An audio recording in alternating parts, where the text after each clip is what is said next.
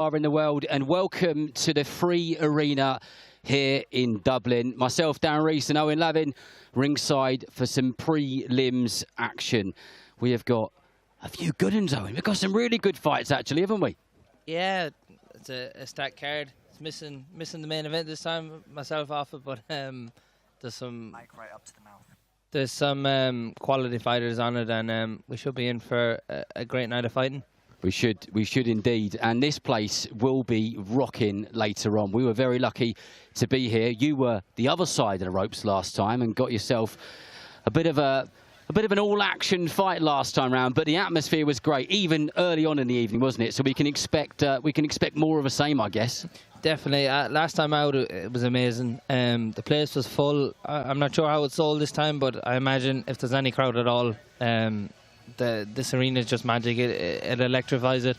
I know I was out just before the main card started last time, and it was packed. So I expected to fill up quickly here. I think Bobby Flood always does big tickets, so I'd say by the time he's in, we'll have a big crowd in, and yeah, I'm sure the card that's lined up will put on a show.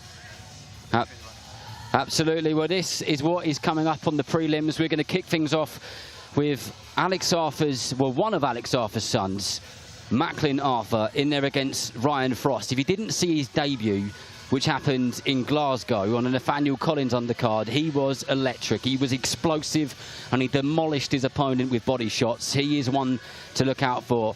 Then it is McComb versus Antin.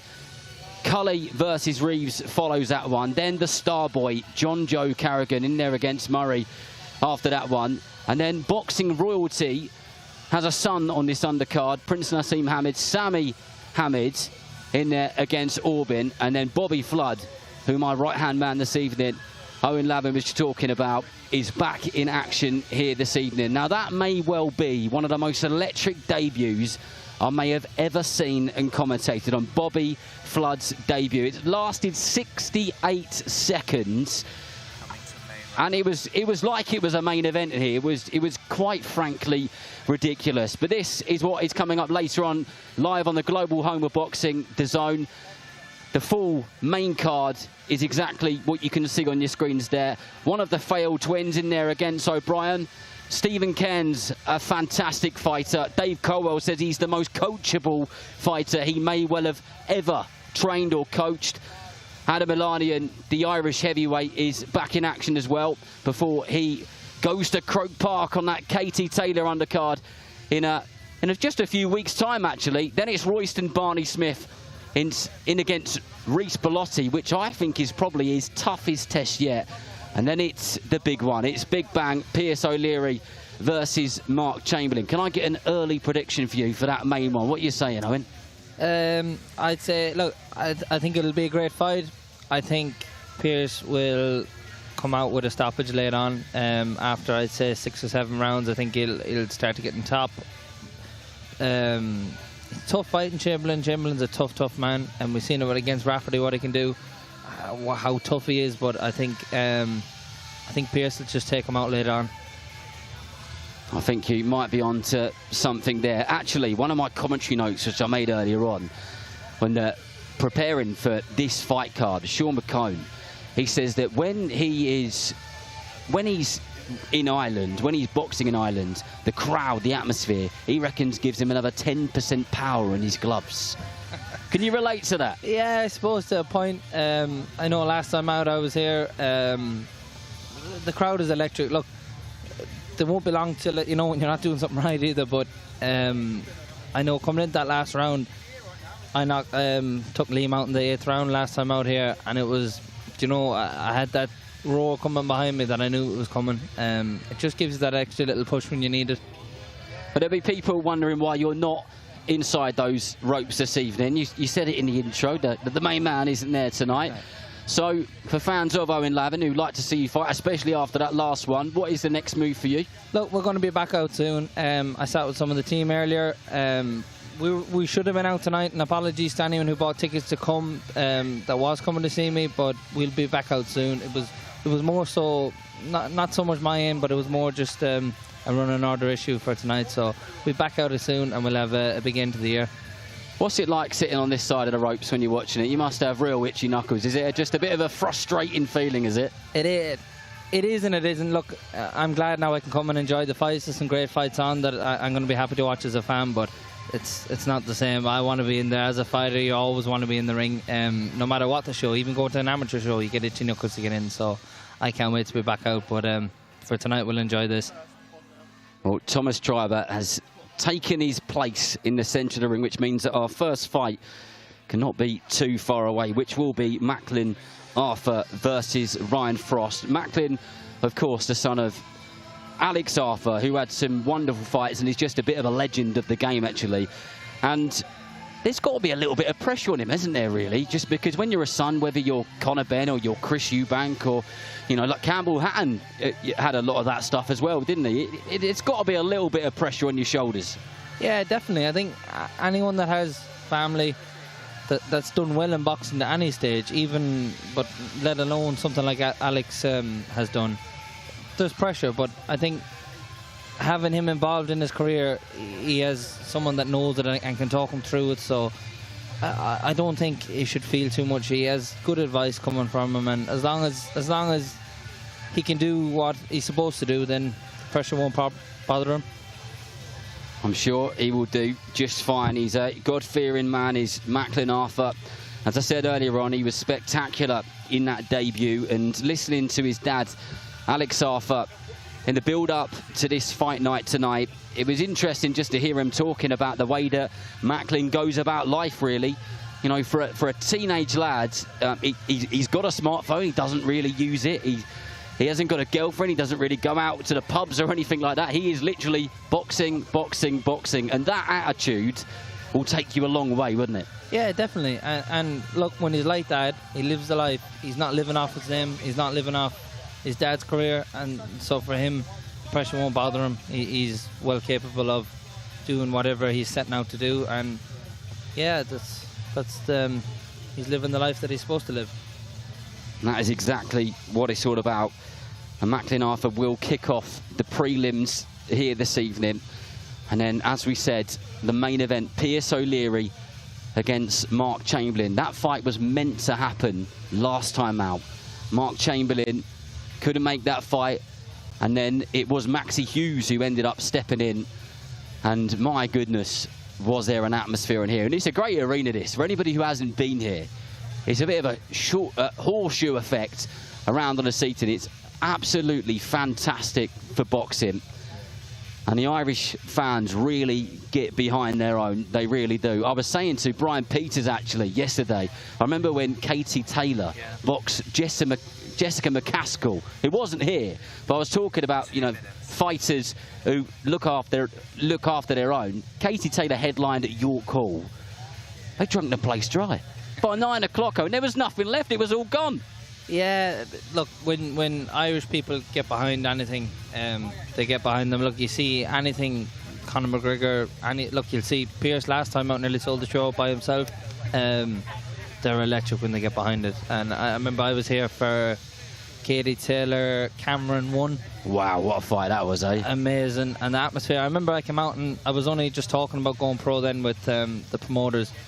And I listed a couple arenas that was important to me to fight, and this was one of them. I said, get me in here. It was amazing. MTK and the TF Royal in Castlebar, so hopefully we can get the other two ticked off soon enough. But it's an amazing arena. It's amazing, and I think what makes it amazing is the people that fill it out. As you said, they'll make noise, they'll make it a special event, and when that happens, you just always want to come back. Do you know what, when I talk about boxing and you talk about people and fans and supporters, for me, doing this job, I go to a lot of different cities and it's the taxi talk. So when you get into a taxi at a train station or an airport, and then you get in and then the taxi driver says, what are you doing here, mate? I was going to do an accent there, and I'd stopped myself from doing it. I would have been very dodgy there. And then you tell them I'm here for the boxing, and then soon as they say, you're here for Owen Lavin's fight. You're here for Katie Taylor's fight. That's when you know you're in a fighting city, and Dublin's one of those. It is. I think everywhere in Ireland is like that. If you go anywhere, they'll know their own. If you go to Mayo and say you're here for boxing, they'll know who you're here for. It's the same here in Dublin. Dublin's really got behind Pierce. He's he's come on phenomenal from when he turned pro. He brought that crowd up with him, and look, that's why he's here. He's main event. The crowd get behind him, and the other fighters in the card. Like, I'm sure Cairns will have a big crowd up from Cork. Bobby Flood will have his own Dublin crowd here. That's what they're like. That's, I don't know. There's just something tribal about the Irish people. They will get behind their own. It's a boxing nation. Look, I was boxing from 7 years old, as probably was majority of this card here, and it's like that. You grow up boxing, that people just know you as the boxer, and they get behind you then when you're on these big shows like this. Yeah, that's exactly what it's all about, and boxing is full of stories, and Pierce O'Leary fights here and headlines here tonight, and he quite literally grew up across the road. In his words, he could practically throw a stone at it, which must be amazing. And I was doing a show last week in Saudi Arabia on DAZN on the Anthony Joshua undercard, and there was a fighter on there who said that he used to run past the Echo Arena in Liverpool, and he used to say to himself, one day I'm going to box there, one day. And then he ended up doing it. And this must be really special for Pierce, because you visualise things, don't you, when you want to be successful in whatever it is. And what a moment. Because last time it was Anto Kakachi who ended up being the top of the bill, but Pierce really gets his moment tonight, and that must be really special for him. Yeah, definitely. Look, that's every fighter's dream. Is look, I'm like that myself. I go to the Mayo football team, just won the All-Ireland. I go to them in McHale Park, I'll watch them, and it'll be every time I'm there, I think someday I'm going to fill this out. I was there for the homecoming. And is that where you were last week? Yes, the Mayo football team, that was where I was. I was there then in the homecoming when they brought Sam Maguire back to McHale Park after 75 years. And I think there was 60,000 people there just to watch them bring the trophy in. You're there, you just think, someday I'm going to fill this place out. I'm going to fight for a world title here. Pierce has got that dream now, so it's amazing. That's what every fighter dreams of. Yeah, special stuff. Well, it's good to be back ringside.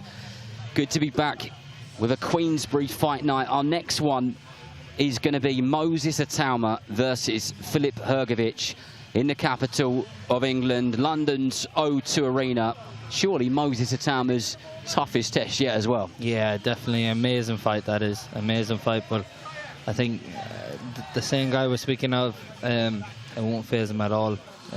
I don't think, anyway. He's an exceptional talent, so it'll be a fantastic test for him just to really see does that talent carry through to world level. He's unbelievably exciting. I know Frank Coram was asked about, is he one of the most exciting prospects that you've looked after when it comes to the heavyweights? And he was very quick to say, absolutely he is. He's just explosive, isn't he? He's an amazing. I know him since we're kids. We was at the Europeans together. Obviously me for Team Ireland, him for Team England. And there was talk of the Ataumas. And I remember he was the year below me, as in boxing terms, and he was a day off, I think, being 2 years below me. But still, I don't think anybody went past the first round with him. I remember at the Europeans, I watched him, and it was just, you knew then he was a sensation. He was going to be amazing. He's not slowed down since. But there's a famous story of Moses Atauma turning up to spar. I think it was Joe Joyce or somebody like that. But right, Arthur versus Frost is coming up after this.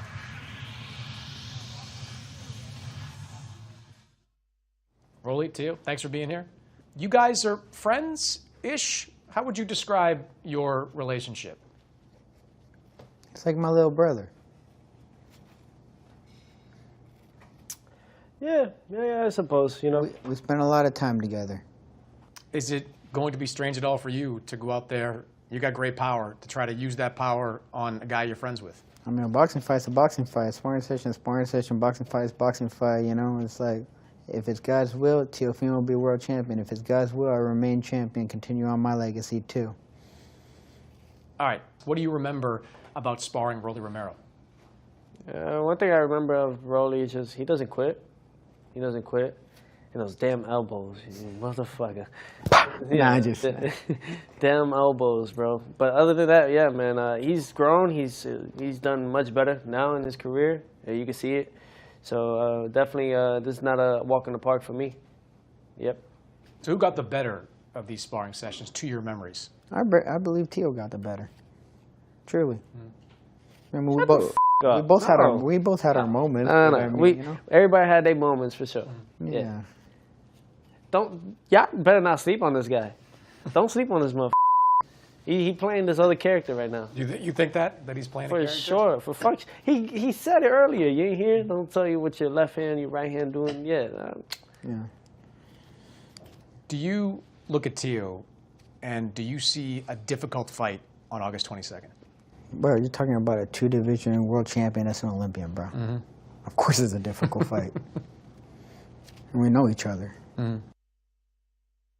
Let's welcome to the ring, Ryan the Iceman Frost.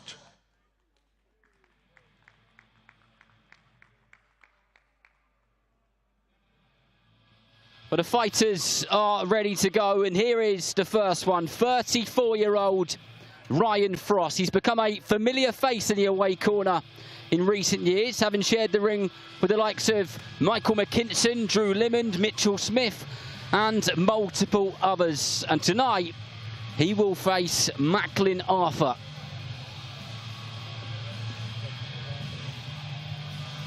And now let's welcome to the ring the undefeated Macklin Arthur.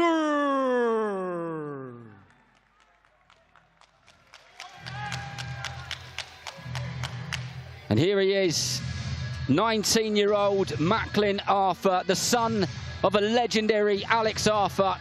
He made his debut in Glasgow, April this year. He won in the first round, and it was a demolition job. It was a body-punching masterclass.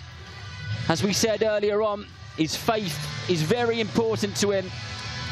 He's a student to the game, and he'll be looking to do the business once again this evening. And I'm sure Ryan Frost would have saw that debut, he would have seen it, and he would have known a little bit about what's coming.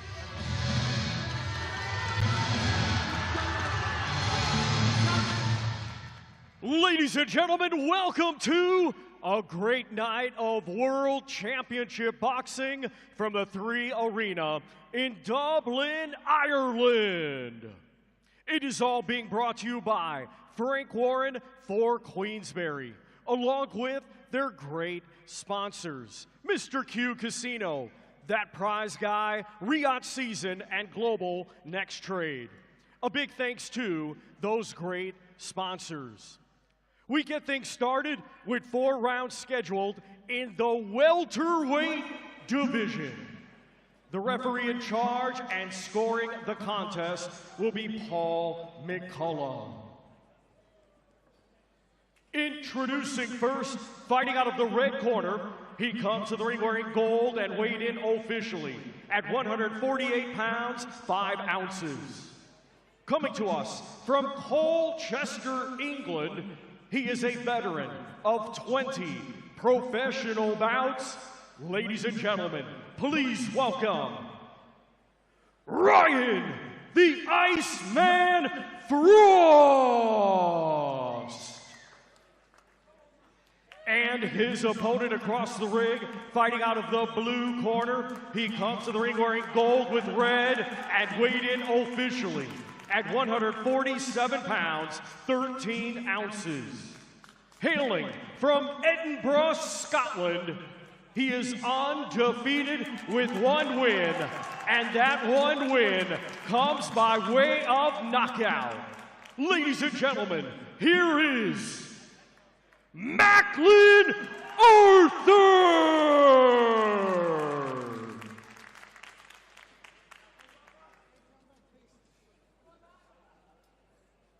Okay, you're supposed to do the rules. Obey my commands all the time. When told to break clean. Touch gloves. God bless.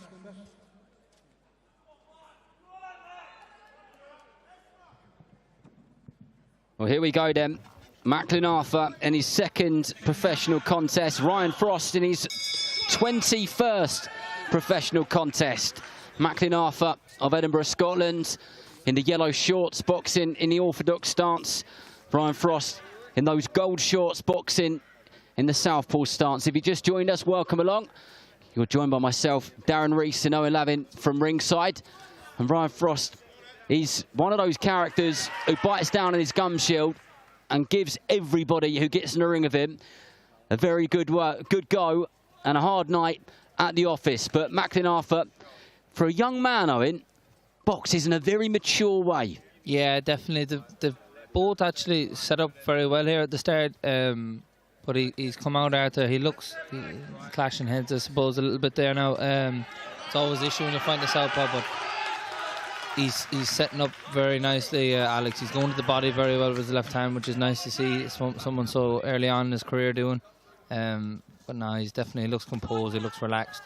Looks like he pops a little bit too. It's a good shot landed there. Good work there, and there's a left hand straight to the body from Macklin Arthur. Exactly the same shot which he landed in his debut and won him that contest. And Ryan Frost takes a big deep breath and he's back to his feet again. And I can guarantee you Arthur will land plenty more of those. There it is again, left hand straight under the right elbow from Arthur. Frost bites down on the gum shield and tries to really bring it to Arthur. And there's straight left hand down the middle from Frost. Lovely shot. He just wants to be careful. He's good at getting his left hand, Frost is. He's good at getting it off straight down the middle. See there again, he's good at stepping in. So I think as he's just copped it there, so he's stepping back in his left hook. But that was a lovely body shot. I think I'm sure he's going to set it up again. Sets up very well going forward, Arthur does. This is good pressure from Arthur. And Frost has got to have his wits about him. But he's still standing there in the pocket, isn't he, Owen? Yeah, definitely. Look, but it's good to see the response from Arthur. He's not just running over that he's dropped him down, running, swinging wild. He's still looking composed. He's just setting it back up again. But I think he knows now he can hurt him. And he looks like a fighter that, if he knows he can get to you, he's very confident in doing that.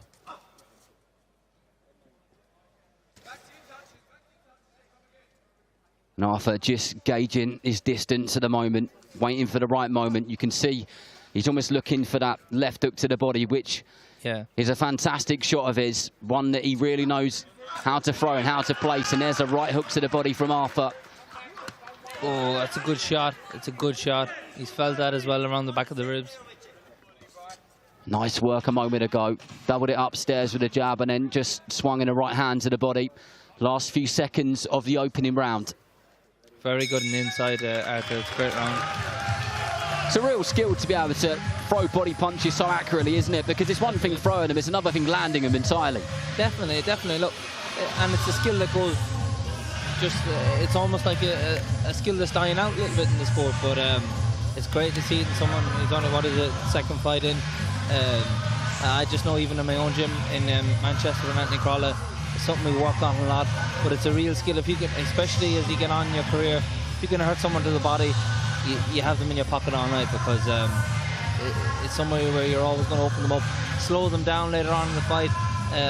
But it's here in a 4-rounder, and he's already feeling it after the first round. He's feeling them body shots now, where when this lad moves on to 6 and 8 rounds, them shots will definitely stand to him. We'll see what both men bring in this second round. Macklin Arthur keen to progress in this sport at the right pace, but he has high expectations. He looked at his dad in the eyes when he was 5 years old and he said, "I will be a world champion." This is another step on the journey to potentially achieving that.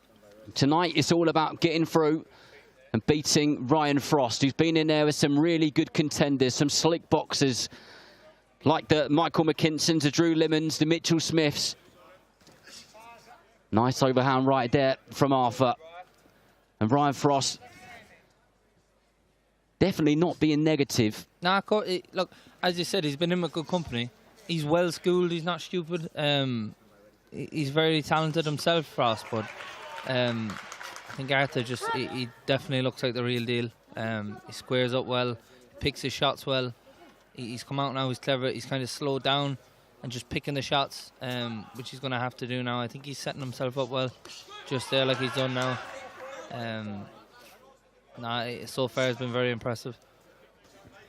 Do you know what's really nice to see is when you get an away corner fighter who actually meets the man in the middle. meets the fighter in the middle and mixes it up with them. That's it, and he's trying to box. He's not like, sometimes you have fighters that'll come and they'll try to spoil the fight. They'll go forward, they'll drop their head, they'll hold.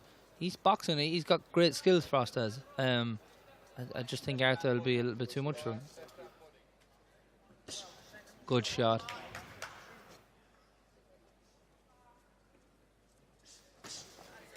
Arthur picking his shots.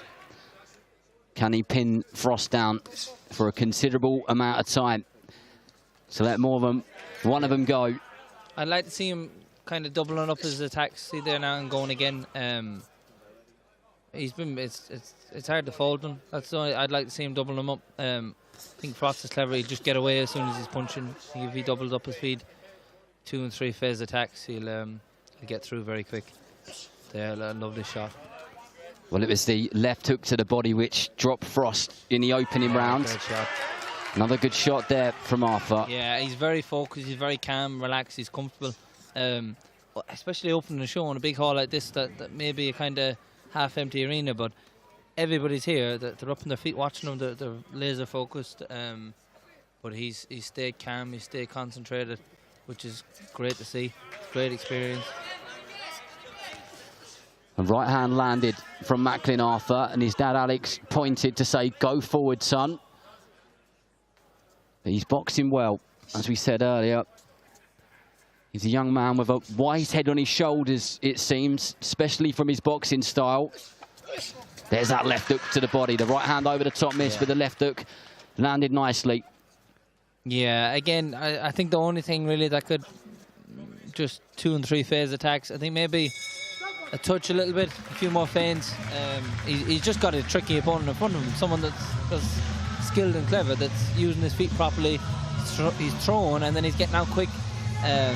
But I'm sure they'll advise him correctly in the corner. But that's what these fights are about. It's the apprenticeship, isn't it? Definitely. And some people mistake it, like they look at a losing record and think, oh, he's crap. He's not. This guy here, he could turn over a lot of pros if they showed up.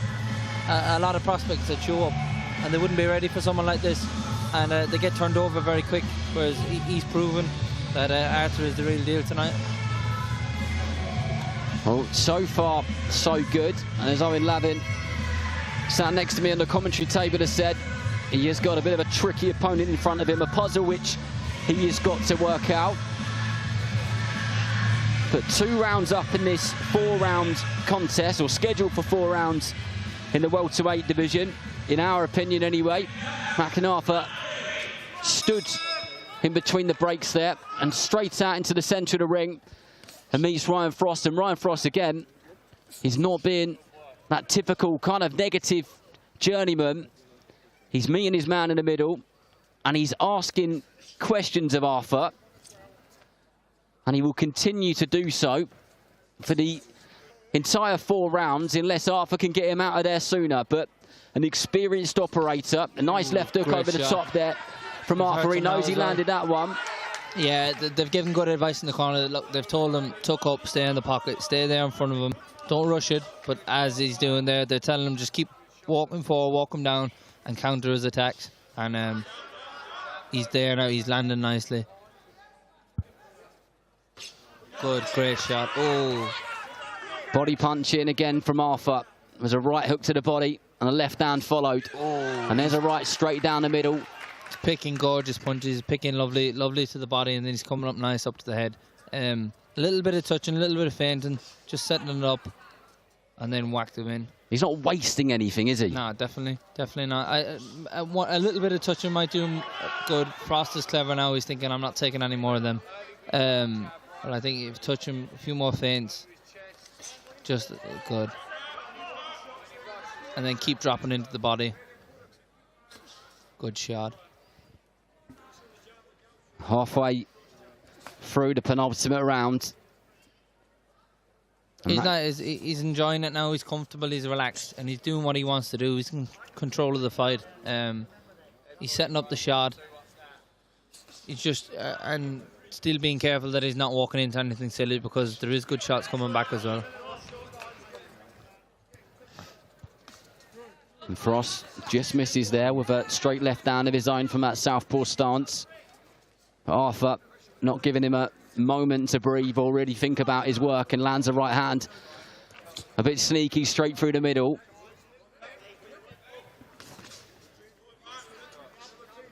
Good work with the jab from Arthur as Frost circles around. And He's been good. He's been very, very good. I'd like to see him maybe putting a few more behind it now, throwing 3s and 4s, rather than just looking with a single one. Frost is very tricky. He'll wait for that one to come and then get away like he done there.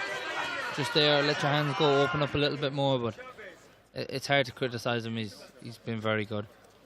As you said a little while ago, Owen, he's felt, I think, the bit of the power, especially on those body shots, and he's not sticking around as much as he was a little bit earlier on. Definitely. And that is fair enough, isn't it? Because you can hear from where we're sat, just a few feet away, those body shots are really, they're really going in. They're great shots, and they're slowing him down as well, so he knows his feet are slower, so he's not going to get out as quick. So I see here at the end of the round, he's kind of slowed his feet down a little bit, Frost, but he doesn't want to be in front of them shots, so that's where you kind of back him up a little bit and let your hands go in combinations. But he's been very good. It'd be exciting now to see him in the last round, how he comes out, how he deals with it. Does he stick it on him, or does he just stick to the plan, stay safe? You always have a risk fighting a southpaw, especially someone that jumps in like Frost has been doing. You always have that fear of a head clash or something like that, cutting you open, and a prospect like Arthur, you don't need nothing like that. So it's just interesting to see how they finish it. Will they put the foot down and enjoy the last round, or will they just stick to the boxing and carry out the game plan?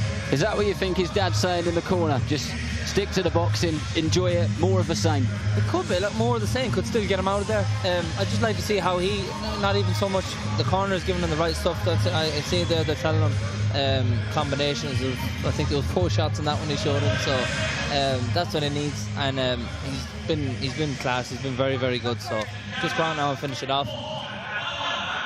Of course, the trainer of Macklin is Alex Arthur, and he says Macklin that his favourite training is one-on-one pad work with his dad.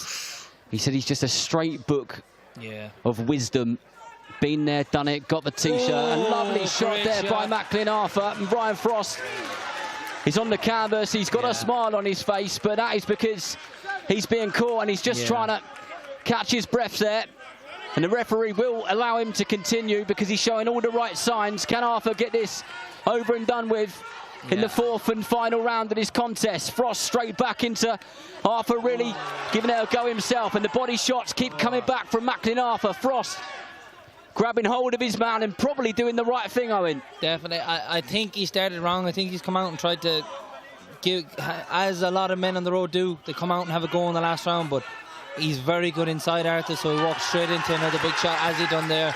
He's class inside. He's very good when he lets his hands go. Could it be 2 fights, 1 inside the distance for Macklin Arthur, as we've got just under 2 minutes to go? No, we haven't. The referee calls it off.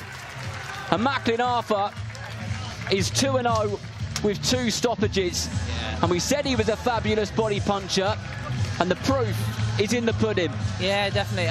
Look, brilliant body puncher, but he caught him a lovely uppercut, a lead hand uppercut on the inside there, which is a lovely shot to land, especially someone so early on in your career.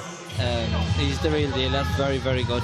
Very good boxing. As I said, it was interesting to see how they come out in the last round. I think he had the choice made for him. Frost come out and tried to stick it on him in the last round, and that just played right into his hands. He was calm, caught him up the middle, and then he finished him off lovely there. It was a great call by the ref to call it off. He was very composed, Arthur was. Well said, that man. A good stoppage by the referee. Well, over to Thomas Schreiber. Ladies and gentlemen, here is the official time. 1 minute 5 seconds of round number 4. Our referee in charge, Paul McCullum, waves off the contest.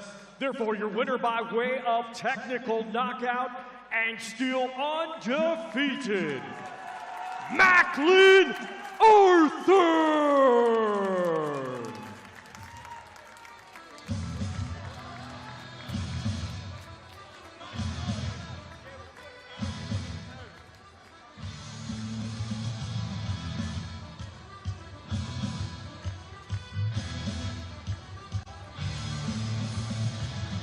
Let's now welcome to the ring, Cesar El Gato Antin.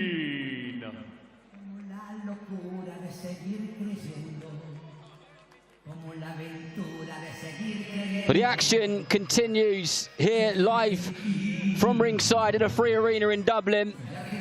And here is 33-year-old Argentine Cesar Antin. He's a tricky customer, knows every trick in the book, and will stand there and try to make life as difficult as possible for the man who will be in front of him from Ireland in just a moment.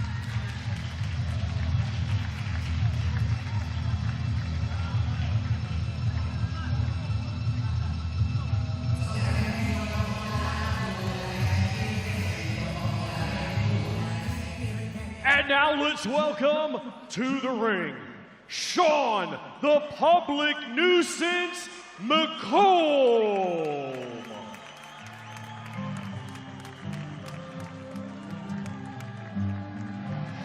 And here is 33-year-old Irishman, former top amateur, an extremely experienced pro, Sean McComb. He's been after a big name in the super lightweight division for quite some time. He lost a split decision against Arnold Barbotas Jr. in New York a couple of years ago, a fight that he absolutely believed that he won, and many others did as well. And tonight is about winning and cementing his name in for a big fight, potentially against tonight's headliner. Ladies and gentlemen, we continue with 6 rounds scheduled in the super lightweight division. Brought to you by Frank Warren for Queensberry, along with their great sponsors, Mr. Q Casino, That Prize Guy, Riyadh Season, and Global Next Trade. When the bell rings, our referee in charge and scoring the contest will be Padraig O'Roctagon. Introducing first, fighting out of the red corner, he comes to the ring wearing white trunks and weighed in officially at 141 pounds, 6 ounces. Coming to us from El Bolsón, Rio Negro, Argentina, he brings a professional record consisting of 20 wins, 22 defeats, 1 draw, 8 of his 20 wins come by way of knockout. Ladies and gentlemen, please welcome Cesar El Gato Antin. And his opponent across the ring, fighting out of the blue corner, he comes to the ring wearing green with purple and weighed in officially at 142 pounds, 13 ounces. Hailing from Belfast, Northern Ireland, he has a professional record of 21 wins, 2 defeats, 6 wins come by way of knockout. Ladies and gentlemen, he is the current IBF European Champion, Sean the Public Nuisance McComb.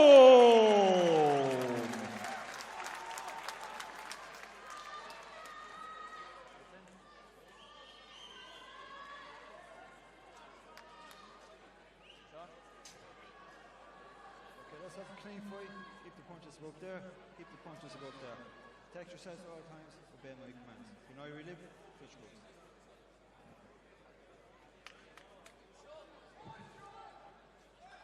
Well, here we go. Fight number 2 on the prelims on this magnificent card in Dublin. Sean McComb of Ireland in there against Cesar Antin of Argentina.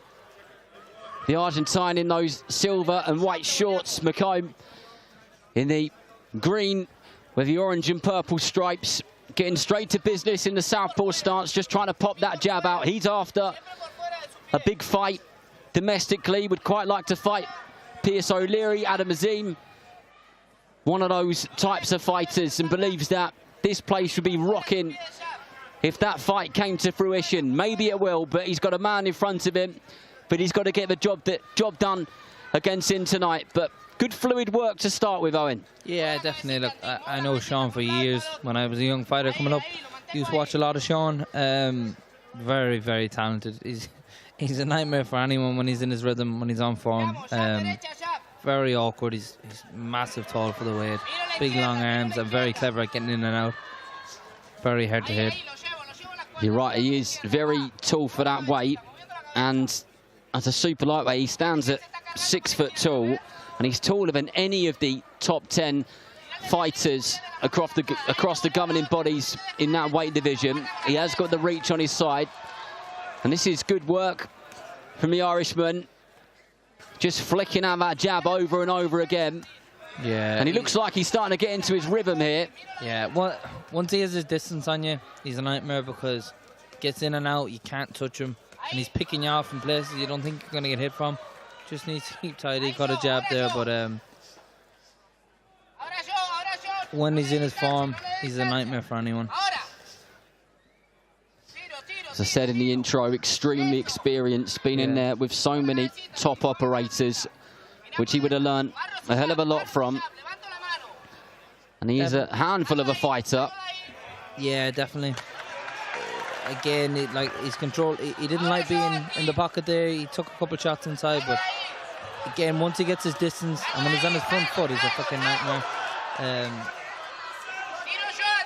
He's got him in trouble here, picking off nice body shots, but he looks calm, he looks composed, Argentinian, so. Well, Antin's soaking up probably a little bit too much punishment at the moment, and he's been in that corner for quite some time, and McComb having a whale of a time there. Just picking his man off, head and body, body and head, mixing it up. Antin comes back with one of his own, but it's just not strong enough at the moment to contend with McComb. No.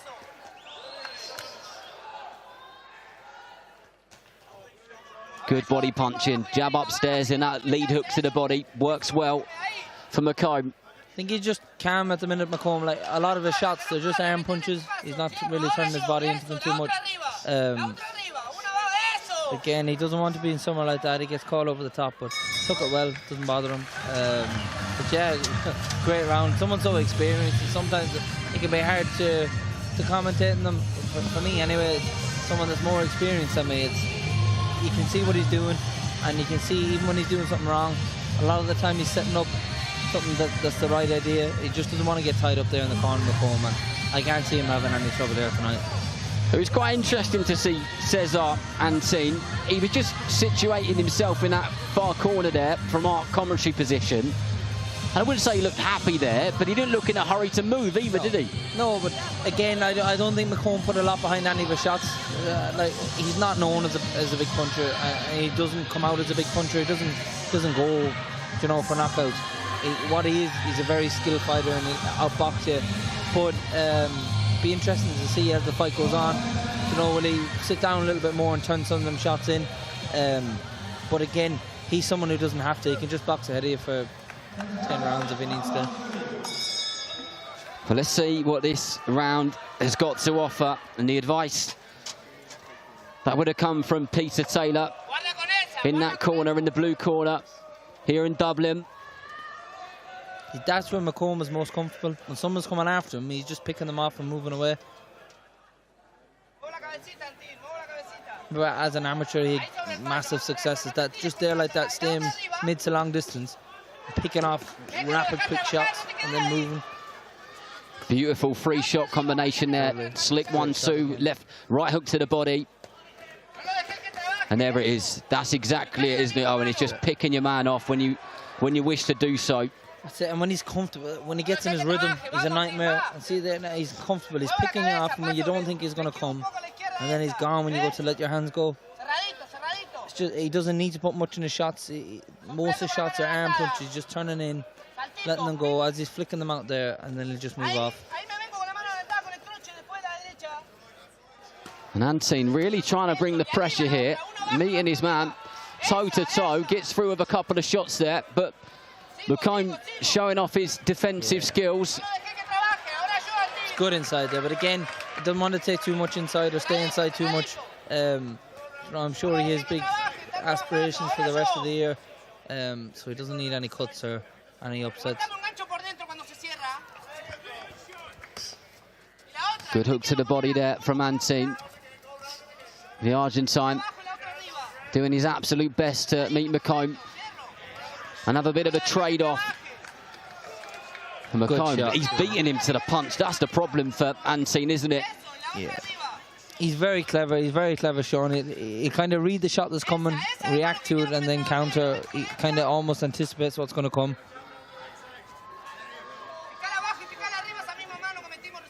McComb circling around in that southpaw stance, jabbing as he's moving. Nice straight left to the body. Yeah, great shot. So he's very well schooled, Sean. He's landed a nice shot there.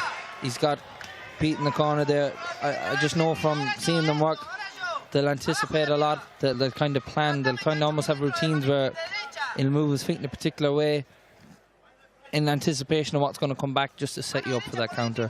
And there's not many better at it than Sean McComb. Again, lovely shots.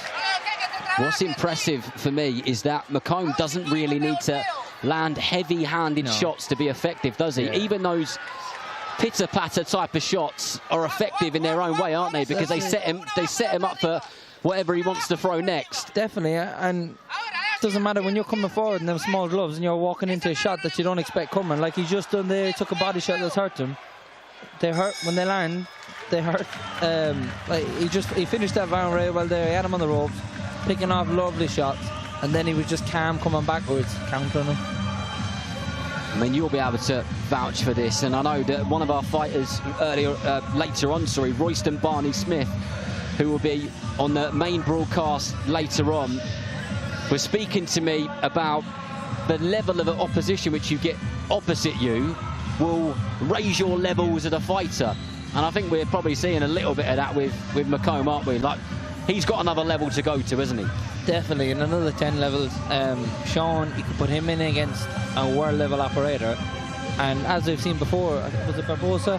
And he wouldn't look out of place. But it can be sometimes it can be awkward for someone like Sean that wants to fight at world level, a proper chess match. Sometimes a small, a tough away fighter coming just to try to throw things off can be a difficult night. But I can't see him having any trouble. Well, McComb in here for the 24th time as a professional, boxing since he was 8 years old. Did very well as an amateur, a highly respected fighter.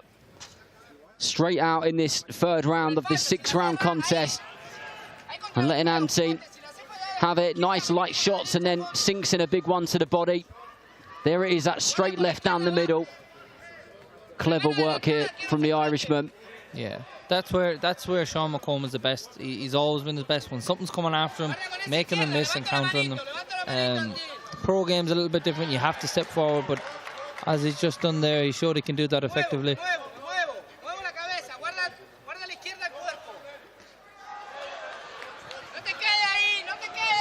Good work there from McComb.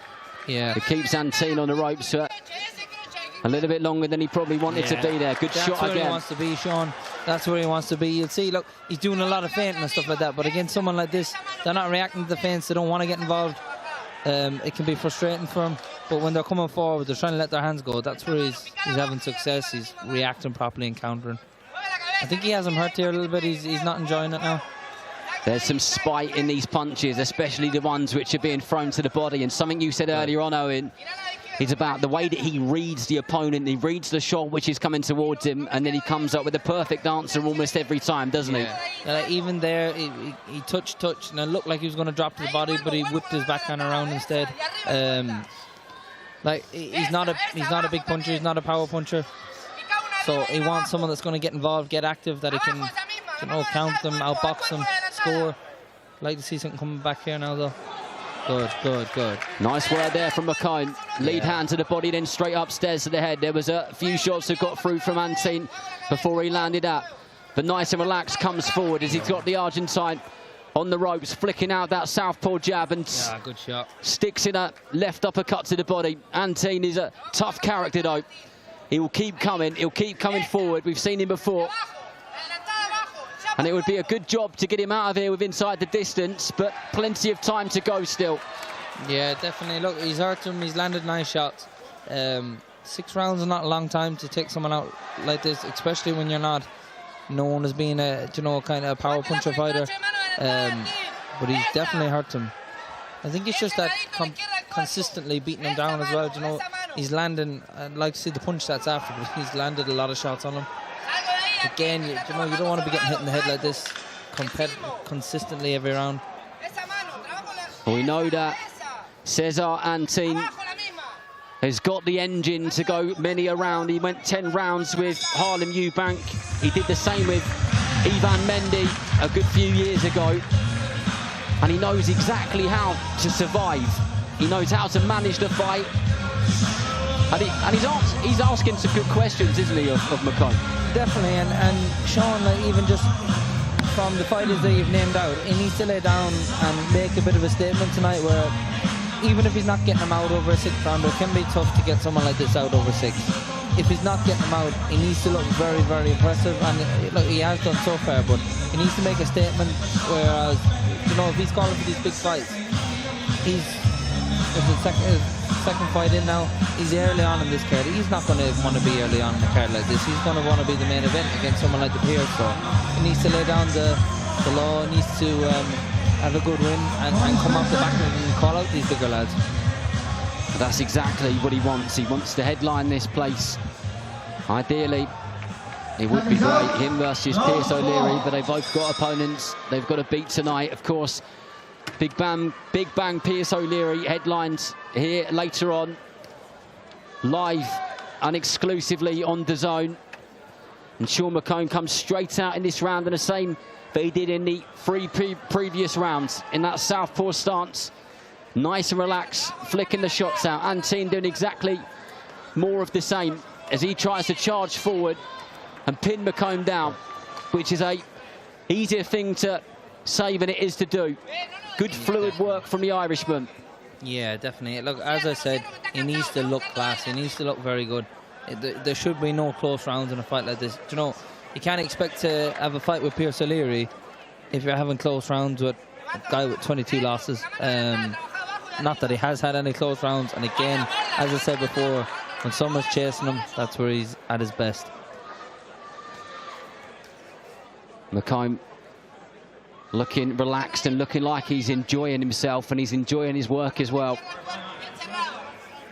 With that lead hand, waist height, just popping the jab out. Antin tries to sink in a right hand to the body, but gets clipped with a 1-2 lead hook. And there's that lead hook again. McComb throws it as he just circles round anti-clockwise.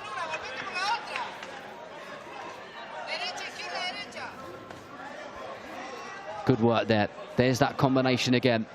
Constantly got Antin thinking. He's a sort of fighter, actually, Owen, that he must be quite exhausting to just keep up with in terms of work rate, isn't he? But that's what he wants. He wants this. He wants him running after him so he can pick him off, counter him, walk him onto nice shots like he does there. Then he let 4 or 5 go. But he doesn't want someone that'll sit in the ropes and kind of tuck up and try to absorb him, because he's wasting more energy than he wants to be wasting. He's someone that he'll feint, he'll move his feet, he's turning off as he's doing now, and he'll just exhaust you mentally and physically.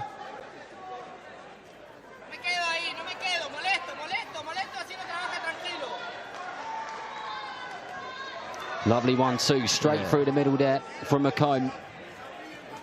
Yeah, he's landing lovely shots. Picking his shots well. There it is again, straight left hand on the middle. And then that lead hand over the top on the temple. Catches Cesar Antin of Argentina with it once again, who bites down on his gum shield.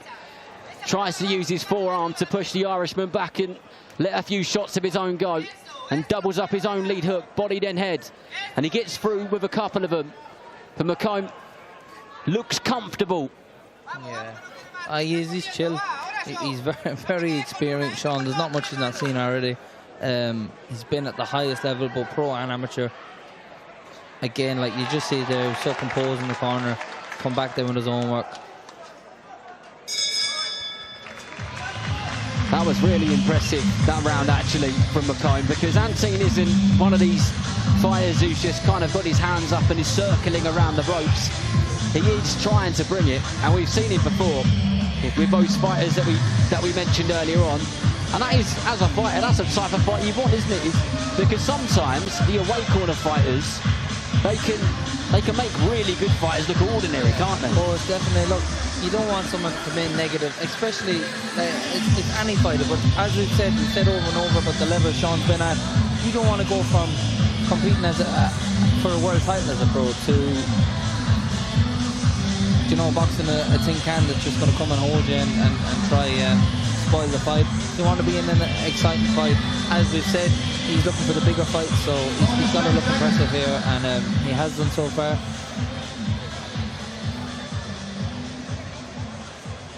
Exactly what Owen said. Is he setting himself up for a fight with Pierce O'Leary? Is that one for the future? But here we are in round 5 or 6 against Cesar Antin, who meets McComb in the middle. And then you can almost hear the cogs in his brain moving, the way that he's just trying to work it out. But it seems every time that he throws something, he gets caught with a couple back himself. And he's struggling to beat McComb to the punches there. And that was a nice left hand to the body. McComb just dipped down on his legs and sunk it in. Yeah, definitely. Look, I think he knows he's not working out this puzzle. He's just getting through the fight now. But that's where Sean needs to just show something different, show something special. Whatever that may be, whether just keep doing what he's doing and just absolutely outclass him, or seeking you turn on some fireworks. But again, he's got a tough guy in front of him. I don't think, like, his game plan, Sean, he's not a massive puncher, as we said, but he's hurting him. So it could be just interesting to see how the next round and a half can finish out.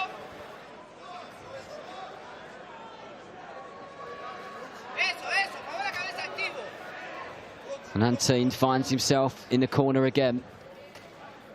The big clubbering left hand comes around the side from McComb.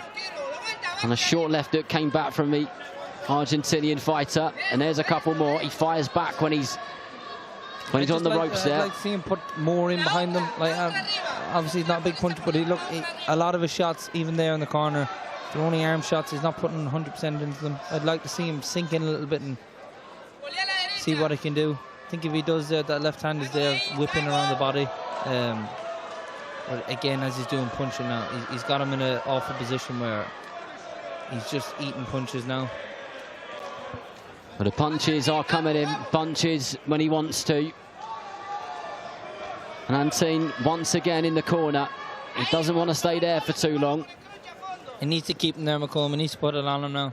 And if that's how he's going to do him, just pepper him, get him out of there. Just keep sticking it on him. There's nothing coming back. There's very little to worry about. And he's experienced enough that, as he done there, if something does, he just react to it and counter over it. Nice straight left hand down the middle from McComb. Yeah, I think he's hurt now, Antin, a little bit. He's not so much physically really hurt, but I think his head is gone where he's just sick of getting hit. Short uppercut from McComb again. And then back to that jab. Everything comes off that jab for him. Just pops it out constantly, and he lunges in with that straight left hand. So we're going to the last few seconds of the round.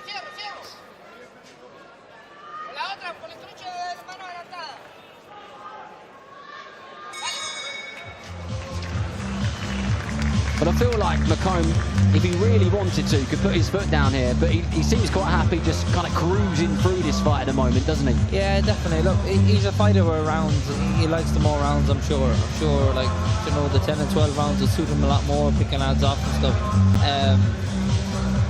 Just watching what the corner is telling him. They're telling him pressure, pressure, pressure. Wait for a counter, step back and then react to it.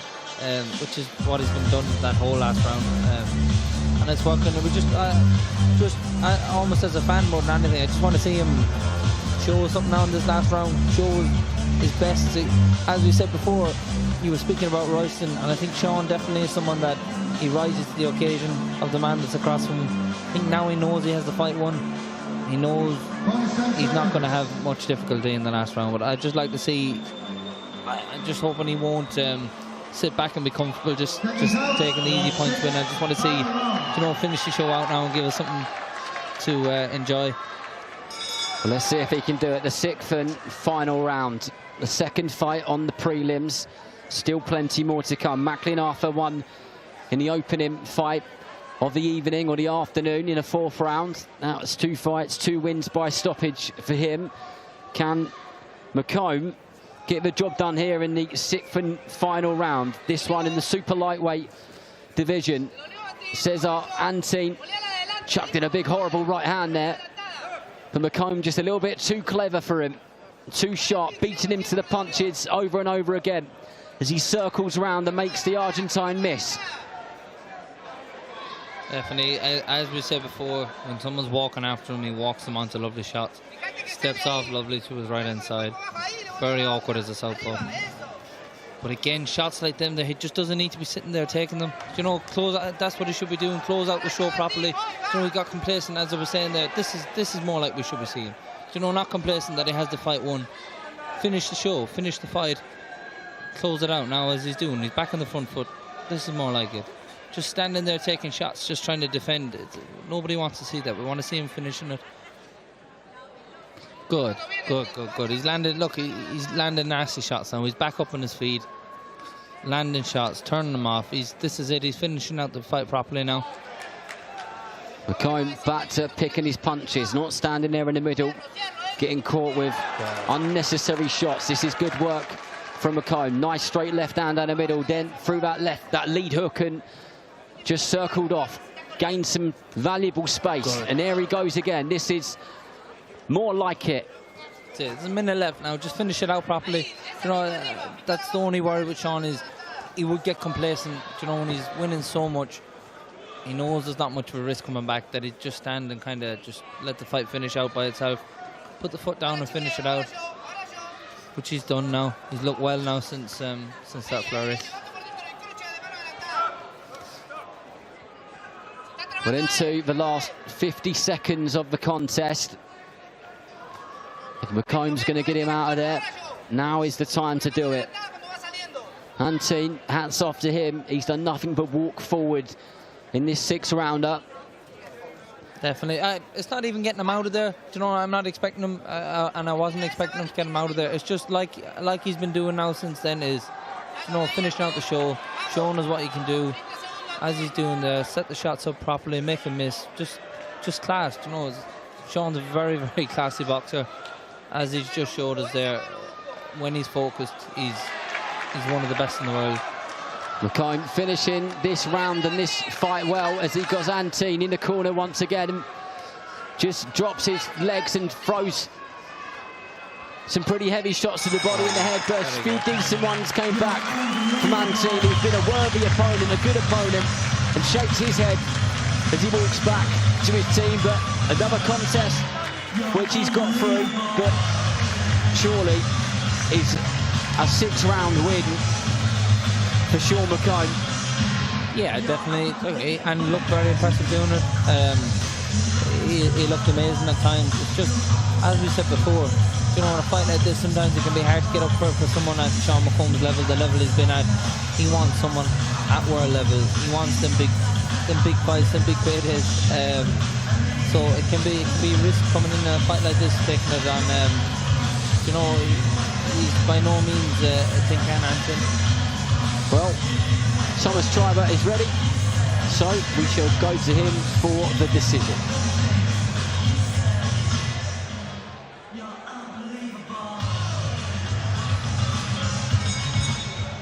Ladies and gentlemen, after 6 rounds of boxing, our referee in charge, Padrin Octagon, scores it 62-54 for your winner, Sean the Public Nuisance McComb.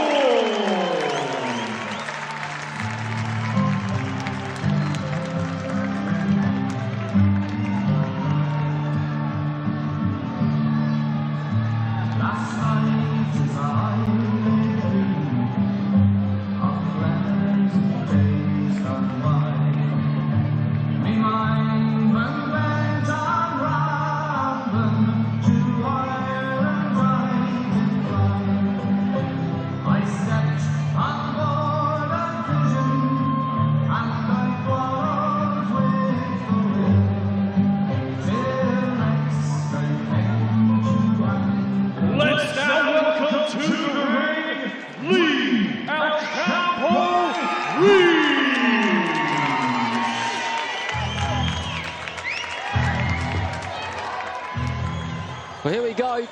The action continues, and here is 31-year-old Limerick man and heavy-handed southpaw Lee Reeves.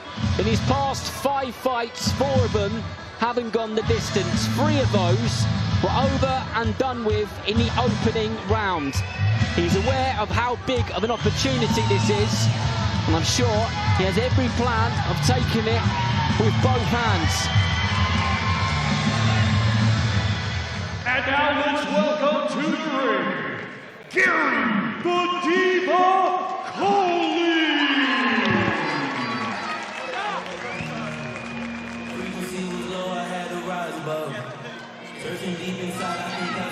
And here's the man who will be in the opposite corner, 30-year-old nice man and proud Irishman, Gary Cully.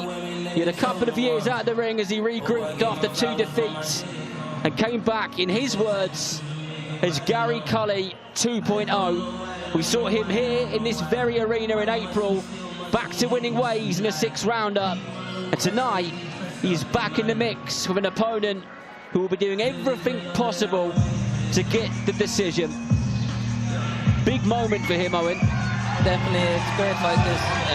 You have Cully, who was kind of everything to lose. He's been in this position here before, in the same arena. I was here tonight. He was on the co-main event of Katie.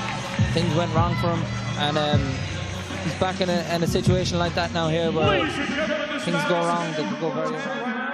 In the super lightweight division, it's brought to you by Frank Gordon, Queensberry, along with their great sponsors, Mr. Q Casino, That Prize Guy, Re-Up Season, and Global Next Trade.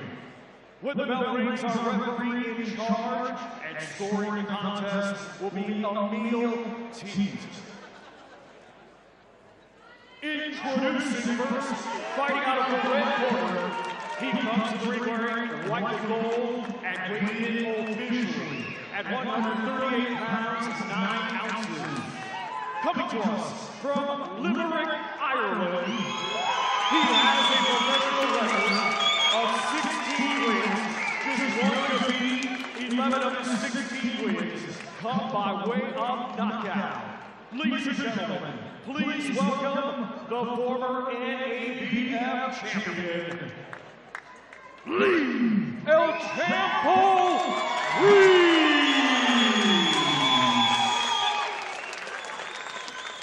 And his opponent across the ring, fighting out of the blue corner, he comes to the ring wearing green with pink and weighing in at 139 pounds, 10 ounces. Hailing from Nice, Ireland, he has a professional record of 19 wins, 2 defeats, 10 of his 19 wins come by way of knockout. Ladies and gentlemen, here is Gary the Diva Coley.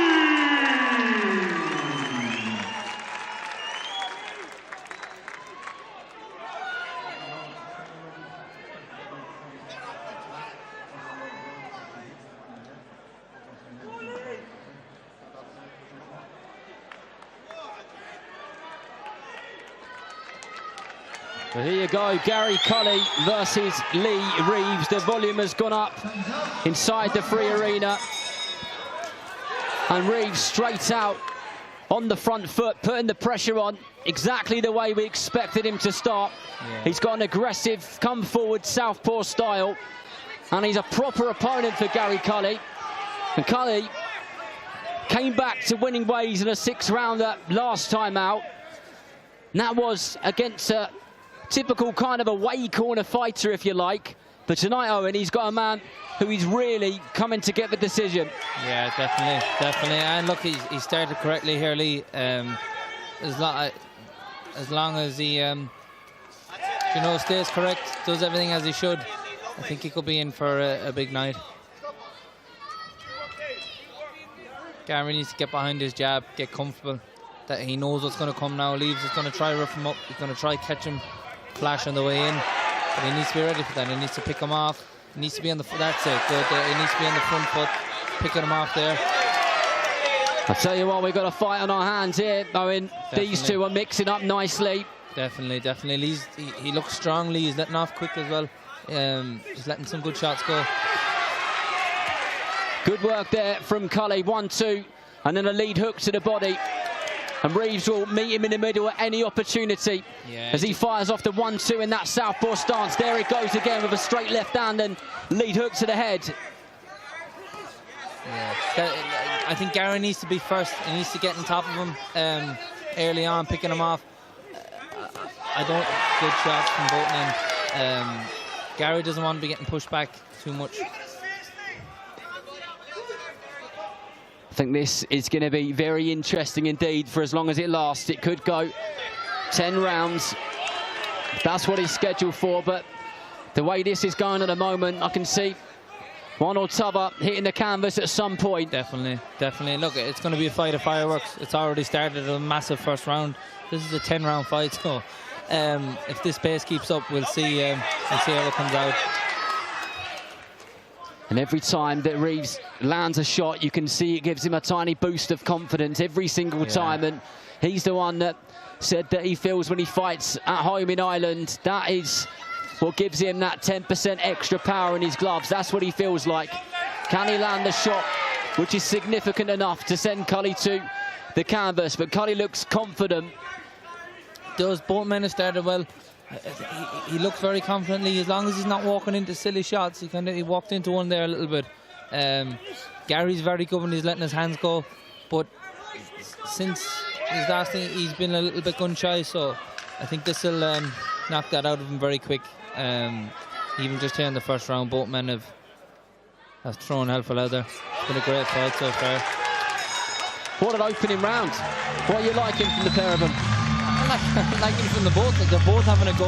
I think Lee shocked Gary a little bit. I'm sure they knew he'd come, but I don't think they think he'd come out the gates just like that. I think he went straight for him, and he kept the pace up the whole round.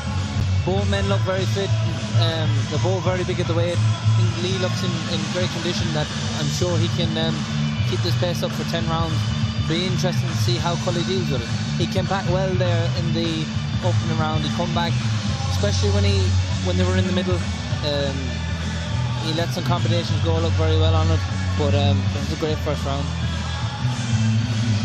Well, hopefully the rounds that follow will be similar to that, because that was good action. Both men will meet each other and they will exchange blows. Cully straight off of that stool. He's raring to go, isn't he? Both men are fired up. I watched Lee in the corner there, and he just stared at him the whole round across the corner to him.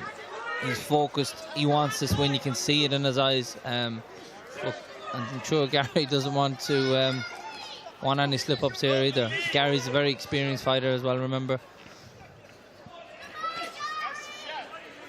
Cully just trying to use that range, those long levers of his.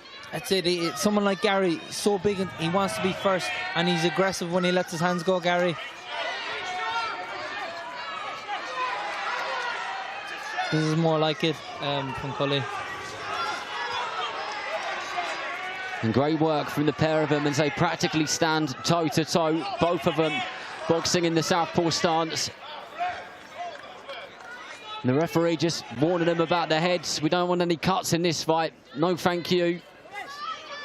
And Reeves just trying to be annoying with that jab, sticking it in his face as he lands a left hand over the top. Cully, nice tight guard, meets him in the middle again. And the gum shield has come out of Reeves by the look of it. No, it's Cully's gum shield. Yeah. And the crowd a little bit frustrated because they were enjoying the action which they were watching. Yeah, it's been a much better second round from Cully. I don't think, though, he doesn't look to enjoy the pace as much as Lee, but we'll see as it goes on. I know Niall Barrett has the crew down there very well conditioned, so I'm sure it won't be an issue. But I don't think they maybe expected it to start as quick as it has. But he's come out in the second round, and I think he knows he needs to push it forward. Big shot landed by Reeves there. Nice reverse 1-2 from Reeves. Can he put it off again?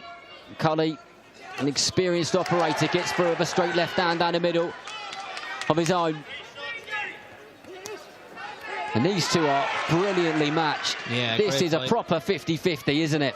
Brilliant. And it's like, Lee mightn't have as much experience. He's been boxing a long time. I know Lee's for years, but I think maybe at a high level as a pro, he's not as much experience as Cully.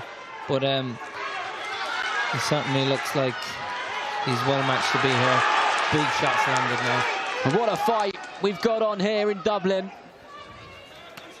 Good, absolute cracker. Both of these guys landing good shots, heavy shots, shots which are registering. That's it, and it'll be a big thing to come of who handles taking them shots better later on in the fight. Both men have took a lot of shots now. Both men are marked up a little bit. Gary a little bit more so.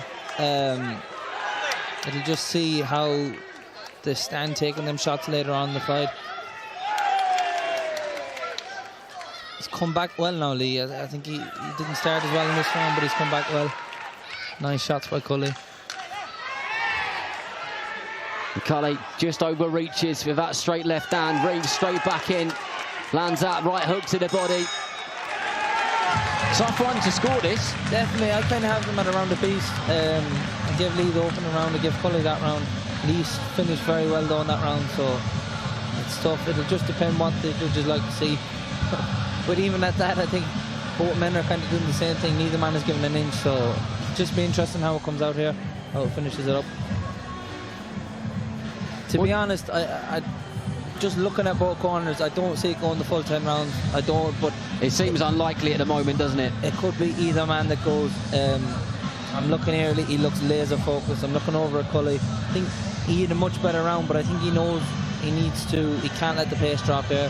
He needs to keep it going. But he's very experienced, Gary, and a great fighter, so it's going to be, it's hard to call what way it'll go. I'll tell you what, for me, as a Gary Cully fan, who's loved loads of his fights in the past, this is the best we've seen him in years, actually. Definitely. And the most focused and determined, 100%. It seems anyway. Because since he come here and had his loss, he needs a fight like this now to bring it back out of him. And I think whatever demons he had, the first round he got rid of them. And he's here now, he's in a fight, and he's looking well, he's looking comfortable, as is Lee. So it's perfectly matched. A good start to the third round.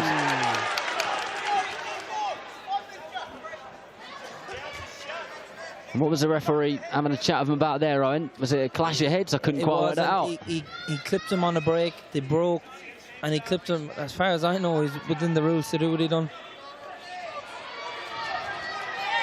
Cully just trying to pick Reeves off with that jab of his as he circles round to his right-hand side. Reeves in with a jab and an overhand left. Both men are very quick. They're very quick when they're letting the shots go. Good. Very good jab, Gary. As long as he's behind it, gum shield's out again. Let's see if they have the second pair there. In the corner of Lee Reeves, not happy with that gum shield coming out. I really don't think it was intentional, though, Owen. I think it genuinely just came out off of a shot. Yeah, no, definitely. It was just one of the things. Good body shots by Lee. He doesn't want to be taking them, Gary. It's a long fight at this pace. And I think that'd be a clever route to go down, is invest a little bit more in the body now early on. They've both started at a big pace. I think if the both of them invest a little bit more in the body just to try wear the other man out. They're both headhunting a little bit. They're missing a lot of shots. Good work there from Reeves. Yeah. It was all lead hand work from Cully, and Reeves came back with a 4-shot combination. 3 of the 4 got through. Good advice coming in there from Cully's corner. Just get back on his feet a little bit more. A great success in the second round. He had his feet coming in and out, letting his shots go, being first. He's kind of let that slip a little bit now again. I think the more he gets drawn into a fight, the more it suits Lee Reeves. He's happy to clip him coming in and stay in there. He's strong inside. And the corner work of Lee Reeves, the corner team, sorry, really appreciating the work which he's putting in here and the boxing which he is doing. Lovely 1-2 from Cully. He knows he hurt him there. Body shot followed. Cully smells blood. And this is good aggressive work from Cully. Yeah, but Reeves firing back as well. Big 1-2. Oh, but caught him again. What a fight. Yeah, both men fighting fire with fire. Here comes Cully again. Body work. And a lead hook to the head, straight back from Reeves. Silly swinging lead. He doesn't want to get silly. He walk into another long. He's got long arms. Then 1-2. Big right hand landed again. Left hand, sorry. Great fight, but he's still wobbly, Lee. He's still wobbly. He needs to keep them hands up. Gary's very long. Pop in, he step in there with them straight 1-2. Do you think he hurt him there, Cully? Definitely. He's definitely still wobbly. Really hurts him there. Hopefully he recovers well now, though. Going to see, look, he looked very well conditioned, so we'll see will that conditioning stand to him now. But they were big shots. Cully's feeling it. I can see it there in the corner. He was losing that round up until then. That was probably his worst round up until landing them big shots. I can see it in him there. He's feeling it in the corner. But he'll be a lot more relaxed now after landing them shots. No one he can hurt Lee how he has done. Well, we've seen him here before. He had someone hurt and chased him silly, and he got clipped. So I'm sure he won't do that again. He's got a good team around him there, and Niall Barrett. To be advising correctly. This next round, though, could determine how the fight will go. Well said, that man. This could be a round where things change. That's it. And looking at Cully, the way he's coming there, I think he's going to hope to dictate the fight now this round. It's at a very high pace. I think now he could change how the course of the fight will go.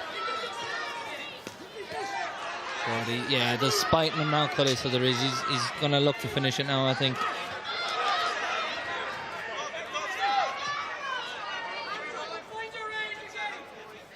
Cully tells the story of being in school and saying he's going to be a professional boxer and things are going to go well. And someone asked him, what's your plan B? He said, if I have a plan B, boxing hasn't worked out. And here he is, standing in the 4th round in a proper fire v fire contest. Lee Reeves letting some big heavy shots go. Definitely. I'd like to see him tuck up a little bit more, Lee. He still looks very exposed. He's landing nice shots, but he just, especially this round, he doesn't want to walk into any silly shots. Just give himself as much, even if he just writes this round off a little bit. He looks fine, he looks well in there, but I think any heavy knocks now he takes in this round will hurt him a lot more than it would have before the last. And both men toe-to-toe again. Yeah. He's clever, Gary, he's clever. And this is the best I've seen him since then. He's looking confident now, he's looking strong. Beautiful work there from Reeves. Yeah, Free shot combination, 1-2 lead hook.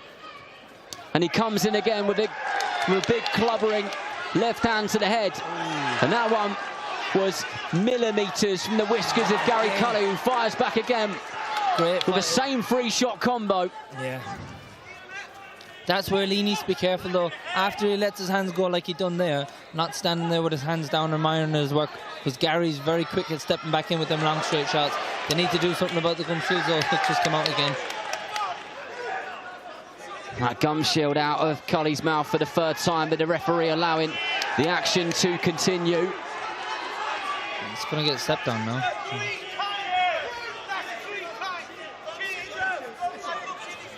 I don't know if the ref's actually seen it. I think he might have, but I don't think he's given him time to... he's not giving him any recovery time. Yeah, he's going to have a word now, I think, the ref. It's frustrating for Team Cully because it really isn't intentional. No, definitely not. It's about, there must not be a second gum shield in the corner. There is one now, I can see it handled. And Reeves, he's come on strong now, Lee. He's come on very strong. Very strong in the last 40 seconds of this round. He really put his foot down, and there's some spite in those shots, real spite as well. And there's blood coming from the nose of Cully. Yeah, but you know what? Cully's still there. He's happy to be in there. He's taking the shots well, Gary, which I think that'll cancel a lot of demons in him. That he's took big shots and he's come back with his own again there. Lovely. What a brilliant fight. Good. Great shots for both men. But there was a word that you used earlier with Cully, and you said that he was clever. And what sort of stuff are you seeing which is clever boxing from a fellow boxer? Look, from inside and outside, when Gary's long, he comes in very... For someone that's so tall, sometimes you think, right, they might box on the back foot a little bit. Gary's best when he's coming forward and letting his hands go. As he done there in the second round when he hurt Lee, he's stepping in with that 1-2. He's a clever fighter where he can read things in front of him. So if you're standing there making mistakes, like Lee has done a couple of times, you know, if you're standing there and leaving your hand down, admiring your work, someone like Gary with his experience and his boxing IQ is going to read up on that. They're going to step back in and catch you. But it's been a fantastic work. Even inside, he's been clever at times, but Lee's been very good. He's landed very well inside. He's looking strong. What a brilliant fight. Great fight. Two very good fighters. Lee Reeves really bringing it to Cully as well. He's had to do it a hard way, fighting twice in 1 week in Mexico during the pandemic, fighting in Colombia and all over the place. And now he gets his opportunity on a big show. And if he can do it, then there are big fights ahead of him as well. But these two are very well matched fighters. I think whichever man can keep the pace will dictate. They both come out and they slow down a little bit punch-wise. But I think whichever man slows down first will probably be on the losing side. Good. I think if Lee can keep pushing the pace. Great lead up by Cully. That's what I mean. If you're like, he stood in front of him with his hands down. Gary's long levers and he's very clever. He'll set you up properly, just like he done there. Both men with their lead hand low, both confident, both giving it their absolute best. That's going to be an issue. It's going to be an issue. A point gone down in a fight this close, and I think he will lose a point now next time out. Big shot to take there. Oh, there's still a long way to go. And both of these fighters are going for it now. He's took 2 big shots there without a gum shield in. And the corner of Lee Reeves screaming for a point to be taken away of Gary Cully, but the action continues very quickly. And these two will get straight back to it, because that has been the theme of this fight. And the gum shield comes out again, and Reeves noticeably getting the hump over it as he slams in a right hand. It is. It's a nightmare, because it's a nightmare for Cully's team, because I know it's not. That's not on purpose, but that's a nightmare. You could tell the ref was a bit annoyed about even taking the point away, because he knows it himself, doesn't it? It's just frustrating. It's just one of them things, though, because it is breaking the rhythm of the fight. So that's 4 times now. Is that the 5th? The gum shields fell out. So it's any rhythm that's coming. I think from both fighters, though, it's breaking the rhythm.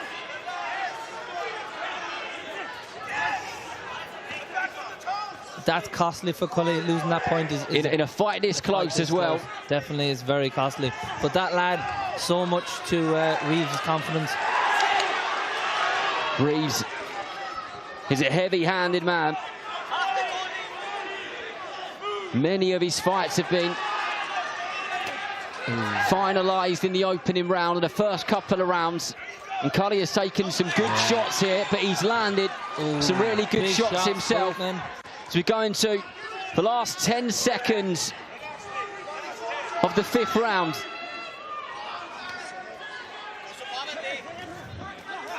And a good lead hook from Reeves to end the fight. Cully giving him it from every single angle that he possibly can. Reeves over the top.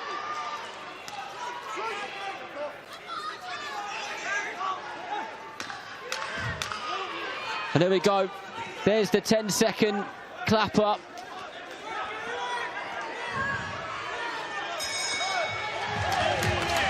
I think you hit the nail on the head, Owen, and you said about that point coming away. That point literally could be the point which wins or loses that fight for, well, loses that fight, sorry, for Gary Cully, isn't it? Definitely, and I think not even so much the scores. I think from a confidence point of view, he knows that point's gone now. The fight's tough. He doesn't look as comfortable in the corner. Look, the gum shield's coming out, so he's worried about it happening again. They just need to get his focus back on now and get him back comfortable. get him worrying about the fight. Not even so much the scorecards, just get him back focusing the man in front of him, because Lee looks strong, he looks powerful, he's coming in, he's not giving him an inch, so it's a thing where his concentration needs to be there, or else the fight could be over. And for Reeves, is it just about that aggression, do you think? Is it about that come-forward style, which we've seen for 5 rounds, and just keep doing that, putting the pressure on Cully? He needs to keep the pace going, because I think if he slows the pace off, he's given Gary a big opportunity to clip him like he done in the second round. But if he can keep this pace, he's going to give him a lot of problems. It's just staying focused now for Lee. He looks very focused. If you see the difference, Gary's kind of getting more involved and trying to make something happen, whereas Lee is watching, he's setting things up, and he's finding the shots and letting them go. Gary, now, see, this is better from Cully. He looks more relaxed, he's more focused, he's back on his jab. That's where he needs to be. What a fight this is turning out to be. Cully using that distance, using his range to the best of his ability. Both of them light on their toes, and they've both used up a lot of energy. There's been some serious tempo here. And Reeves has got that aggressive come-forward style. Yeah, definitely. But I think they might have said it to him, and I'd like to see it from around from Gary is to get on his toes and box. That's it, make him miss and pick him off. I think that'll stand a lot to him, because he's picked form out long, he's picking him off well. And there comes Reeves again. Cully circling left and right, changing the distance. That's it. I think he's just trying to box long this round, pick him off a little bit, which is a clever tactic. In the corner of Reeves, of consistently be saying, go to the body, Lee, go to the body, over and over again. I think Lee just needs to pick up his feet a little bit more, because now that Gary's got that range on the long distance, he's going to have to get in. He's going to good jab there from Lee, but he needs to bring his feet in quicker if he's backing him up. I think Lee needs the fight to stay at a high pace. He needs to keep in the inside. That's it, just like he's done there. Stay in the inside, but he can't. He got away with it there, but he can't drop his hands and stand back admiring his work.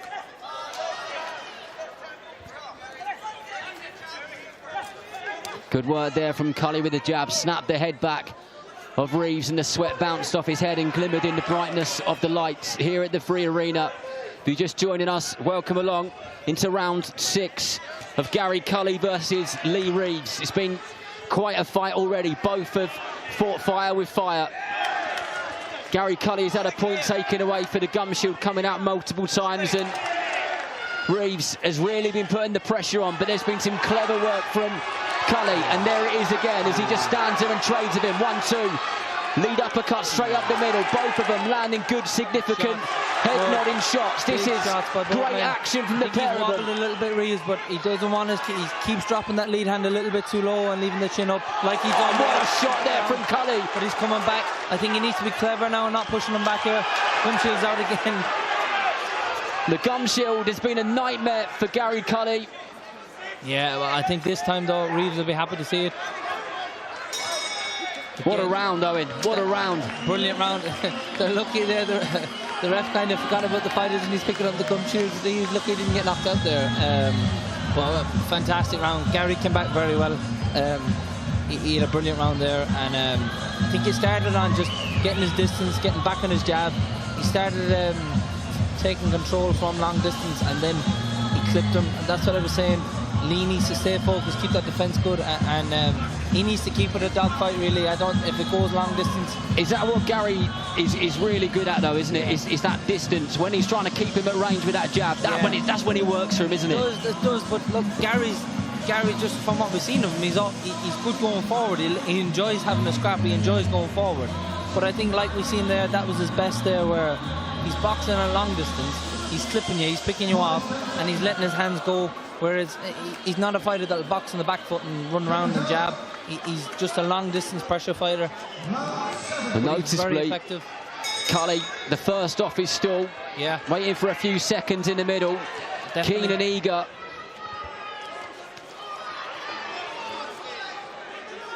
I think he knows he can't afford to drop any rounds now, Gary, especially with the point taken off. And again, that corner team of Reeves really encouraging their man to go to the body. They think they can see some signs from Cully when the body shots come in. Well, as you can see, I like that he's obviously been told keep his lead hand up higher. I think he just has a bad habit after punching, he brings it down low. But he holds a low stance anyways, a low guard, which is effective coming in. It's just after he punches, his lead hand needs to come up a bit quicker. And Cully and Reeves lean in on each other. And you said it earlier, Reeves needs to just try and keep it as rough and a bit of a dogfight as he possibly can, because that's what works well for him. But Cully, fair play to him. Big shot over the top. Gets caught there. He's wobbled him a little bit there, I think, as well. He's took shots very well, though, tonight, Cully. Both men have took big shots. Again, I think that's good advice, is just settle down. I think both men put the pace so high at the start. I think Lee's feeling the pace a little bit. He's took some heavy shots, you know, he's been hurt a couple of times, so I think now if he can slow it down but land them big body shots without taking any uppercuts like that. There's a great uppercut there from Cully, who has Reeves in a spot of trouble here. Yeah, definitely. And he needs to get himself a little bit of into a bit of a safety zone. As Cully leans in, and these shots are becoming more and more spiteful. It's a great fight. Look, both men are fucking giving it all. They're both very tough. They're both looking to make sure they win, but he's tired now, Lee, and I think he has been hurt a few times where the engine has gone down. He'd be happy to see the corner stool when he gets back. Reeves landed a good shot on the inside there, as he got the energy to keep it going for the last 45 seconds of this round. It's a long time to go when Gary Cully is throwing some big shots, but Reeves fights back once again. I think both men are tired. Like, really, Gary should be getting back, getting his distance, getting back long, especially when he sees Lee is so tired. He should be just picking him off from that long distance. Nice double jab there from Cully. Reeves gets caught with that reverse 1-2. But he comes back, and I think Gary needs to double it up. He's catching him and then letting him come back and lunge on him. He should be catching him back in the way in. The big shot. I'll be very surprised if either men can make it through with getting put down last two rounds. And Reeves, with his hands low, comes forward again. Cully back to the basics of boxing behind that jab. What a round. Yeah, massive. I think both men they're not fully exhausted, but it's definitely setting in. I think even there at the end, like, Gary was making a miss. Big shots. Lee's loading up with his hands down, but he's made a miss and he's not countering. It just shows both men are tired. When it comes to both fighters being exhausted now, Owen, it's about fight management now. It's about your energy, isn't it? And managing those energy levels. It's definitely, look, it's about discipline now. It comes to discipline, but it's discipline while holding that will to win. It's whoever wants this more now, and both men really want it. But it's going to come to discipline and just who can get in first. I think either man now has the capability of taking the other out, but they're vulnerable themselves, so they have to do it in an effective way. I think Cully, from Cully's corner, I think it should be just keep it tight and keep it long, but active at the same time. You know, I don't mean boxing the back foot, I mean just keep that distance. Whereas Lee, he just needs to keep tied in now. He get his composure like he looks to have done. That's it. Look, both men are going to come and try and win this fight. Well, that minute's break did both of them the world of good. Yeah. And we're straight back to the action. Definitely. We're only 15 seconds into the round, and both have landed a couple of head-nodding shots.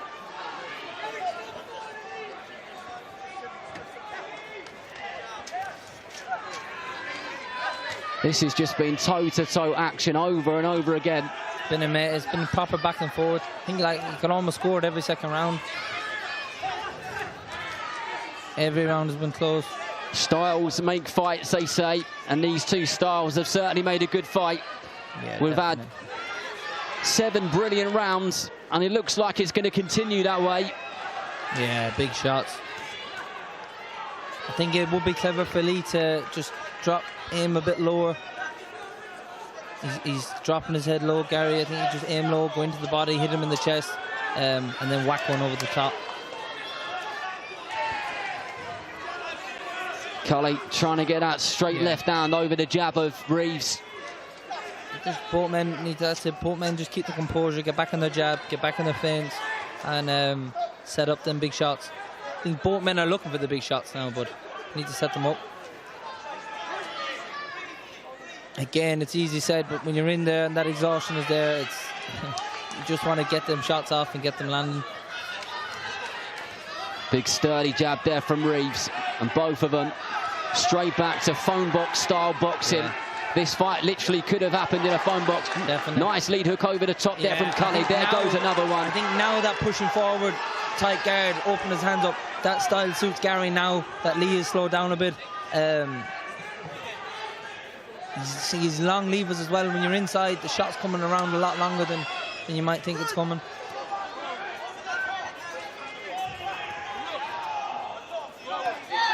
Just There's again, that straight left hand again. It is, but it's again where Lee's thrown and he's kind of left his chin up there and leaves his hands down. Look, he just has that habit of doing it.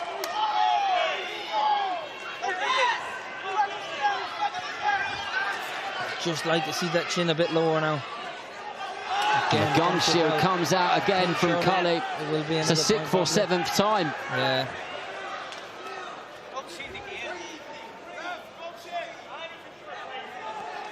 I think both men will be happy with that it has come out.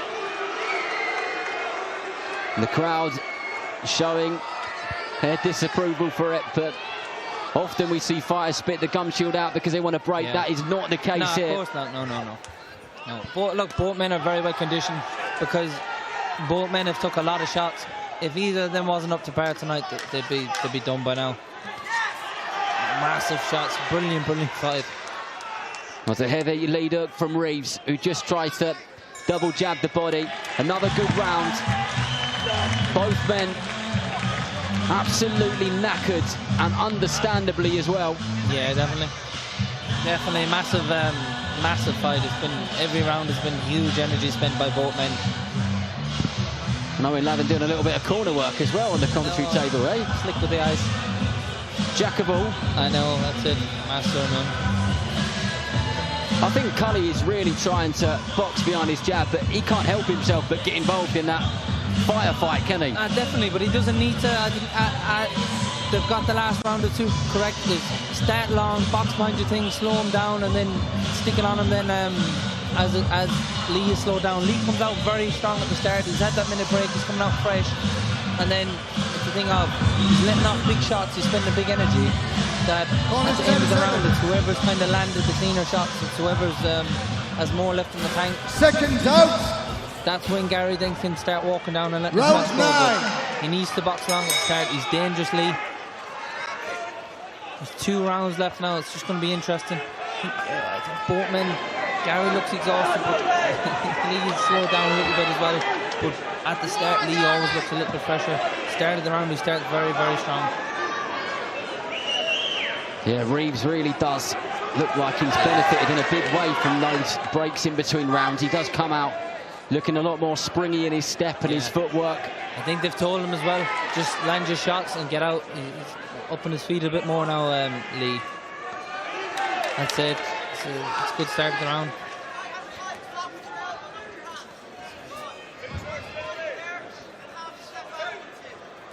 Both fighters digging into the body, back out, battle of the jabs. Here we go again. The jab's going to be very important, even just this now at 9 and 10. The jab's going to be very important just to set up them big shots.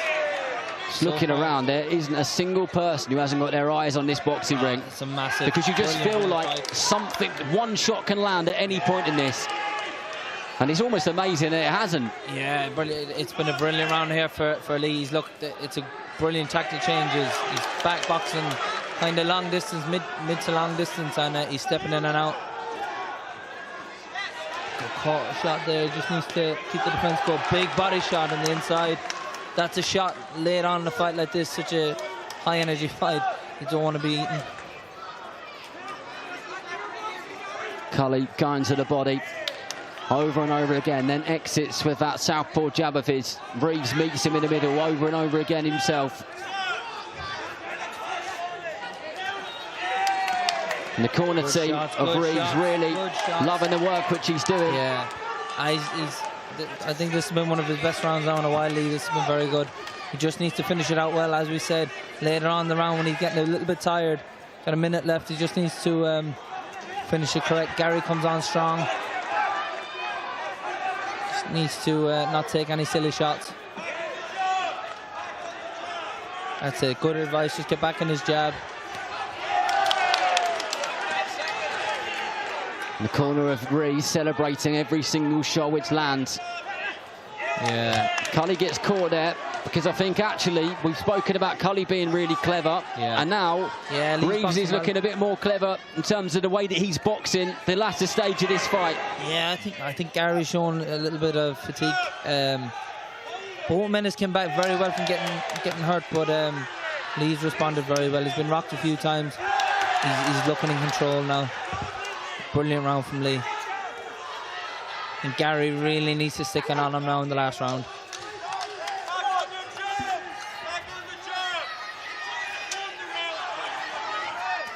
Good jab there from Cully. Body shot came back from Reeves. And that round, Lee Reeves looked the most relaxed he probably has in the whole fight. Definitely. He looked like he picked his shots a bit better that round as well. Definitely, and that'll give a lot of confidence that he's won that round now without having to push forward and expend so much energy. He's won that, and that'll give massive confidence going in the last round where he probably thinks he's the fresher of the two of them now. He's in a strong place, Lee, but he's got an experienced guy across from Cully to come out. Be just interesting to see. I think we should be in for a massive last round.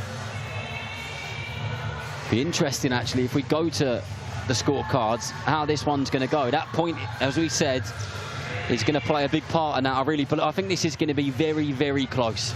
Definitely. I think though there could be a round or two in it maybe on top of it. It's going to be close either way. It's going to be close. I think at the minute I have Lee 2 rounds up, and then he has a point on top of that, so I think Cully needs a big round. But even them rounds are close. Any rounds either way. I think by that last round every round has been close. Well, you can bet your bottom dollar that the advice and the words from each of those corners would have been very similar to what Owen Lavin is saying with me ringside, is it can be close, and Cully lands a shot there.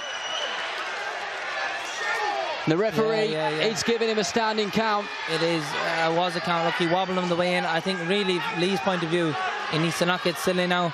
As I said before, he has an experienced guy across from him coming in that last round. I had him up maybe 2 rounds. He needs to stay calm. He won that last round boxing long. This will give Cully a little bit more confidence now that he can hurt him again. He's going to try sitting his shots now, Cully, and pick him off. He's tired, but the power stays there. He needs to keep them hands up, though, Lee. What a shot there from Gary Cully. A straight left hand, straight down the middle.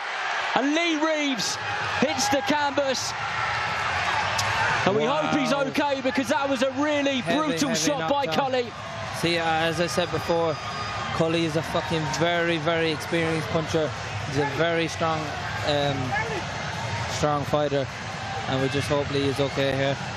That's a heavy knockdown. A heavy knockdown.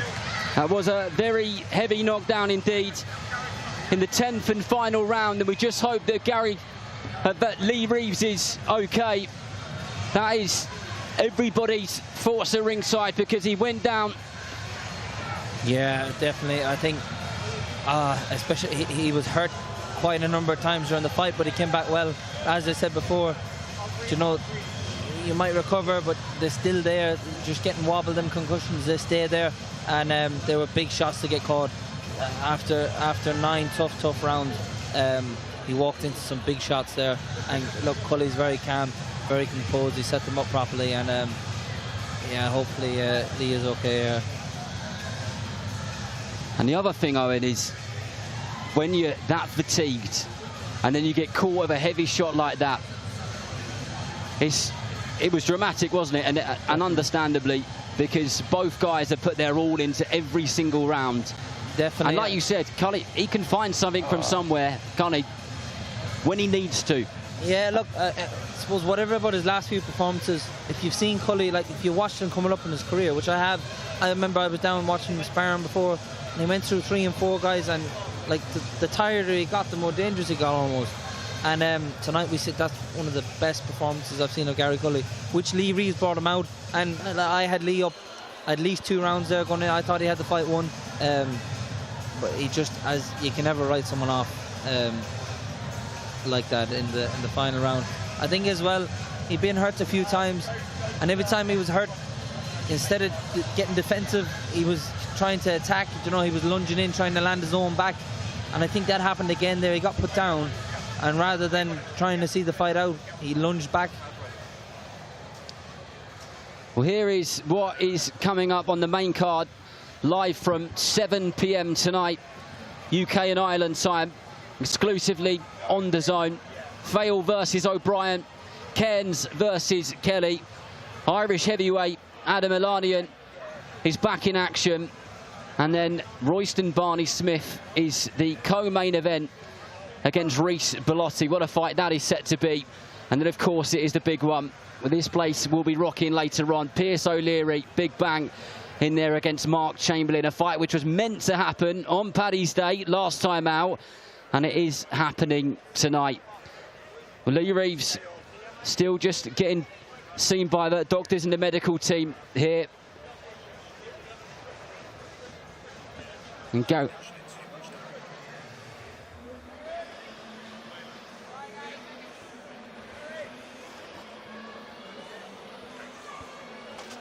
What's it like boxing here, Owen? Amazing, amazing. Should be here again tonight. We should be fighting on again tonight. But look, enjoying here your company, so we won't complain too much. We just had a barnstorm of a fight. It's going to be hard to top that for Friday night, but we have some great fights coming up as well. Well, hats off to Lee Reeves. What a fight, what a contest, what a man he is. The grit, the determination which he showed.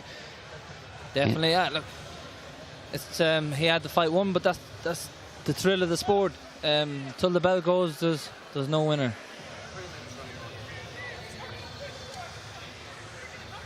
But this is what's still to go here on the prelims. Is Starboy John Joe Carrigan in there and against Murray. And then Prince Nassim Hamid's son, Sami Hamid, in there against the Hungarian fighter Orban. And then Bobby Flood in there against Tariq Davies. Bobby Flood had a sensational debut here on the same card that my co-coms Owen Lavin fought on back on St. Patrick's Day. So far, already, what we've seen is Macklin Arthur in the 4th and final round got the job done and moved to 2-0. Sean McComb in a really, really good performance, actually. Boxed brilliantly, didn't he? Yeah.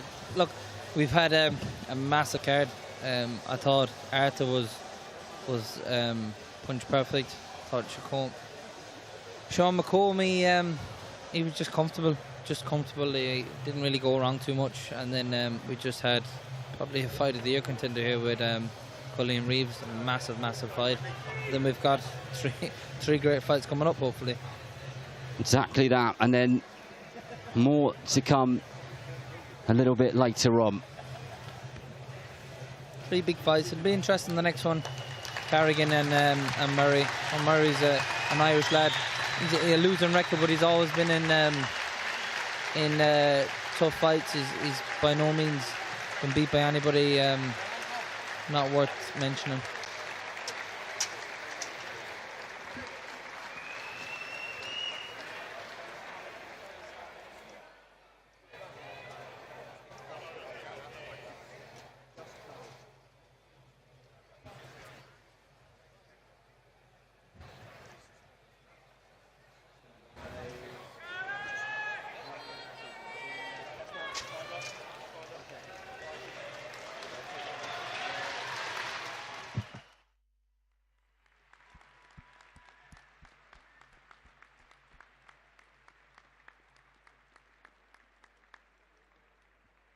Ladies and gentlemen, here is the official time.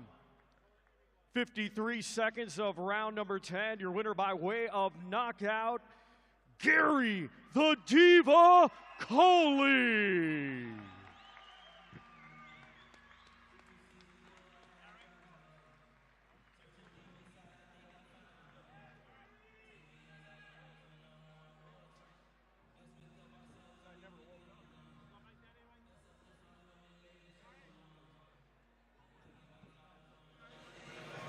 Well done to Gary Cully. He wins that one in the 10th and final round.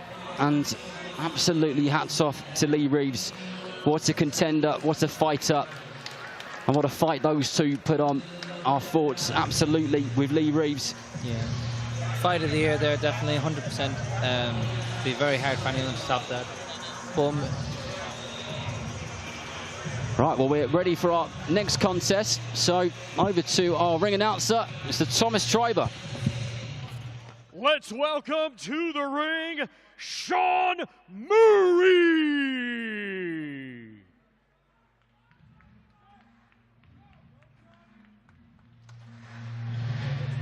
Well, here is Sean Murray, a former Celtic title challenger. He's a familiar face in the away corner across Ireland. Only stopped there once in his career, and that was by Adam Azim's brother, Hassan Azim. Let's see what sort of test he can give to the young man who's about to be announced by Thomas Schreiber. And now let's welcome to the ring, Star Boy, John Joe Kerrigan.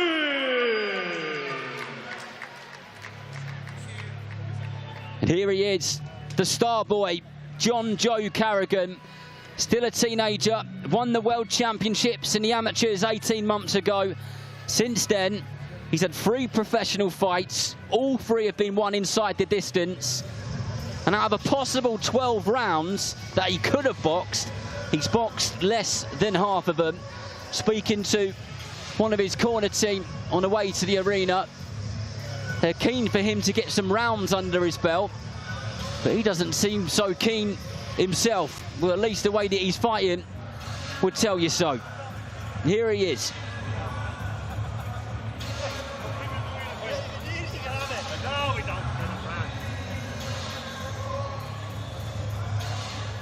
Ladies and gentlemen, we continue with 6 rounds scheduled in the super welterweight division.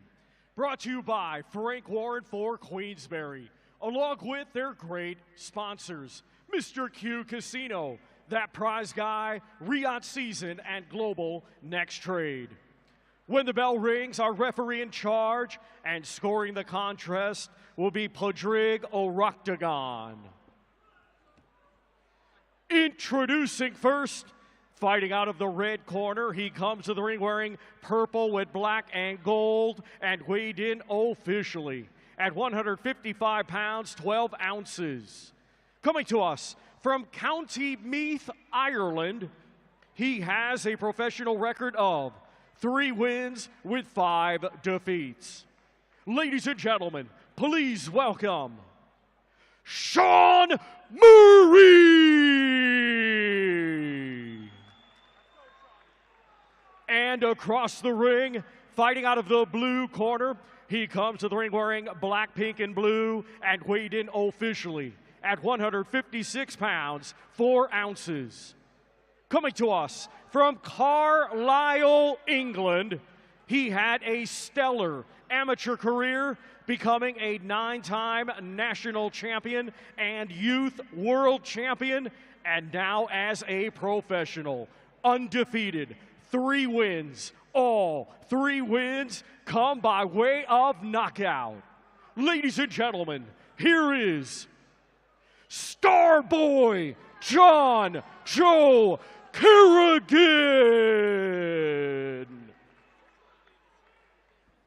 All right, just keep it clean. Keep your punches both there, punches both there. Protect yourselves at all times. Obey my commands at all times. Can I relive? Touch gloves.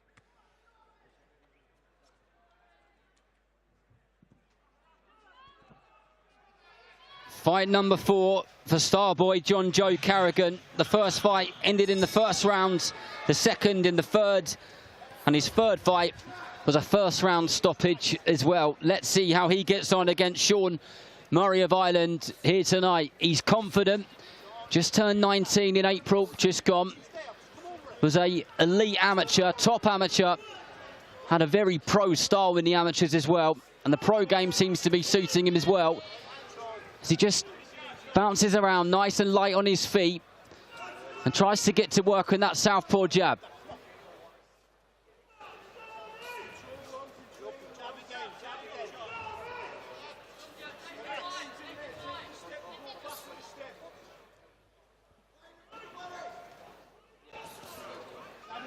Nice solid 1-2 there from Carrigan. Murray's an experienced operator though, isn't he, Owen? He's one of those that knows how to do the whole fight management situation very well. Yeah, definitely. Look, I think he's been, he kind of went straight into 50-50s. He had 1 or 2 fights, and then he kind of went straight into 50-50 fights on the Jay Byrne shows. I think Jay's here with him. He's done very well with him. He's been in some great fights. I think he had a big fight with Oisin Tracy last time out, but he's against a very talented Carrigan here. He's very confident, Carrigan, and I'm sure he'd be very comfortable. Again, he's very good. He's just switching stance there and picking off very good shots. I just like to see, that's it. I like just to see Sean have a bit more of a go without getting silly. I think again, someone as confident of Carrigan, he needs to break that a little bit. He's very much a rhythm fighter. I think if he's in his rhythm, it's going to be hard to break out of it. And Carrigan, every time that he gets into a boxing ring, if you watch him, he circles around the ring on his entrance, stares out his opponent, then goes back to his corner. It's a bit of a ritual for him. And this is actually one of the slower starts we've seen with him. But he's picking his shots well. Yeah, of course. He's not going to come in silly. He's got someone that'll punch back, that'll have a go at him. So he's not going to come in too silly, but he's comfortable. He's going to show off a little bit, enjoy it. As he said before, his team is looking for him to get some rounds in, so he's going to enjoy showing off a little bit. He's come, you know, he's come away. He's come off there, and I don't know what kind of crowd he's brought with him. I'm sure a smaller kind of select crowd where he can just enjoy his boxing now and start trying to impress anyone, get a few highlight reels and look good. Last few seconds of the opening round. 2 of his fights have been over in the first round. Lovely right hand there from Carrigan. Yeah. That was a sweet shot, straight down the middle. And he's pumped up for this one, isn't he? Yeah, I don't know, a little bit silly at the end, I think. I don't know, maybe in a tough fight or a grudge match, I'd expect something like that, but I don't see much point in trying to rise Sean too much. But hopefully we do see a bit of reaction. I'd like to see Sean just put a little bit more into it now and have a bit of a go, give him something to think about.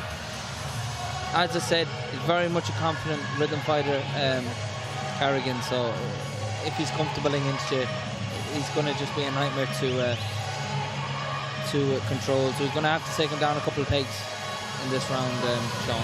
If not, he's going to have a tough 3 rounds ahead. Tell you what fascinates me is having the privileged position doing this job and spending time with so many different fighters is how different fighters are inside the ring. Yeah. John Joe Carrigan is a very respectable, quiet, laid-back, chilled guy. You stick him in that ring, he's a completely different person. Yeah, and he has to be, doesn't he? That's his job. That's his job. He's working now. He's a performer. I thought I was with Roy Keane then. I know. That's his job. He's a performer, and he's putting a performance on. And looking very, very good. Very composed, very comfortable. He's very, very skilled. He lacks very little.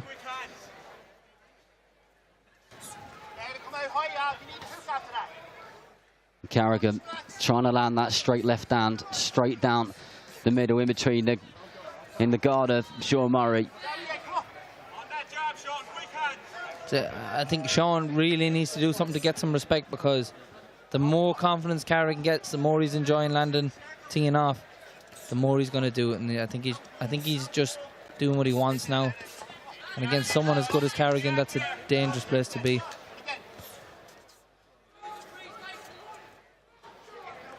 Carrigan managed by Shelley Finkel. Some big nights ahead of him, I'm sure. Early days, long way to go. Only fight number 4. But he's looked impressive in all 3 of his previous bouts. And yet again, we've got an away corner fighter who's coming forward, and it's been an absolute pleasure to watch. Yeah, it's been very well matched, the show has. Very well matched. Look, we've seen what we got in the last fight. But like Sean's by no means a journeyman, which makes things easier for the likes of someone that's coming, trying to win and trying to think of ways to win, not just ways to survive. But he's going to have to think of something quick here. Not even so much to win, just to knock Carrigan's confidence a little bit. Even I'd like to see him try and rough him up a little bit. But it's easier said than done. He's in against someone very, very fluid. His movement's brilliant and his shot selection's brilliant. So he's going to have a tough time slowing him down. One of the things, an observation so far with Carrigan in this round, is he really changes the speed of his shots, which makes him quite hard to read. He'll throw a 1-2 and have a tiny little delay before he throws that hook over the top. And that tends to be that final shot, which is catching Murray, who's got blood pouring from the nose now. Yeah, I think he's just gone gun shy. Sean is afraid to let something go because he knows something's going to come back. Got away with it there a little bit, but I'd like to see him just go in a bit lower, go for chest height and try pushing back a little bit. I think he just ran out of ideas, Sean. He doesn't really have anything to throw back at him, and it's a disheartening place to be when you're in a fight like that. But look, we're going in the last round now, where it's just sorry, we've another round left.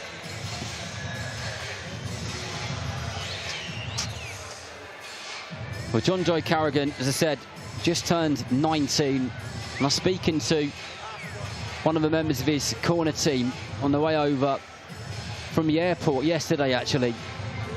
And he's just saying about the way that he operates for the age that he is. And he's seriously talented, but boxes in a very mature way. And I guess that's just all those years of amateur experience, isn't it? Fighting all those different styles from over the years. Definitely. It all comes to fruition, doesn't it? It's unfair to look at someone. What is he, 1-0, 2-0, 3-0, sorry. 3-0, yeah. It's unfair to look at and think that's where his record is, because this kid has been probably boxing same as me since he's in nappies. Boxing's just second nature to him. He's transitioned perfectly into the pros. He was a top level amateur. Has transitioned perfectly, and there's definitely some big nights ahead for him.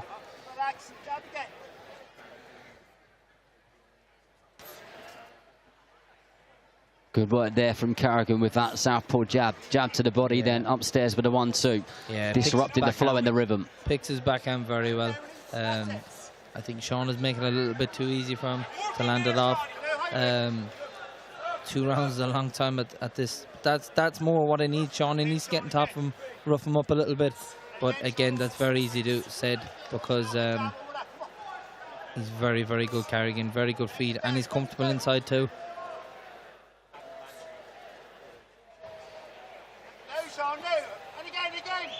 Yeah, it's good advice in the corner there. Just go again. Needs to go twice against him. Oh, big knockdown.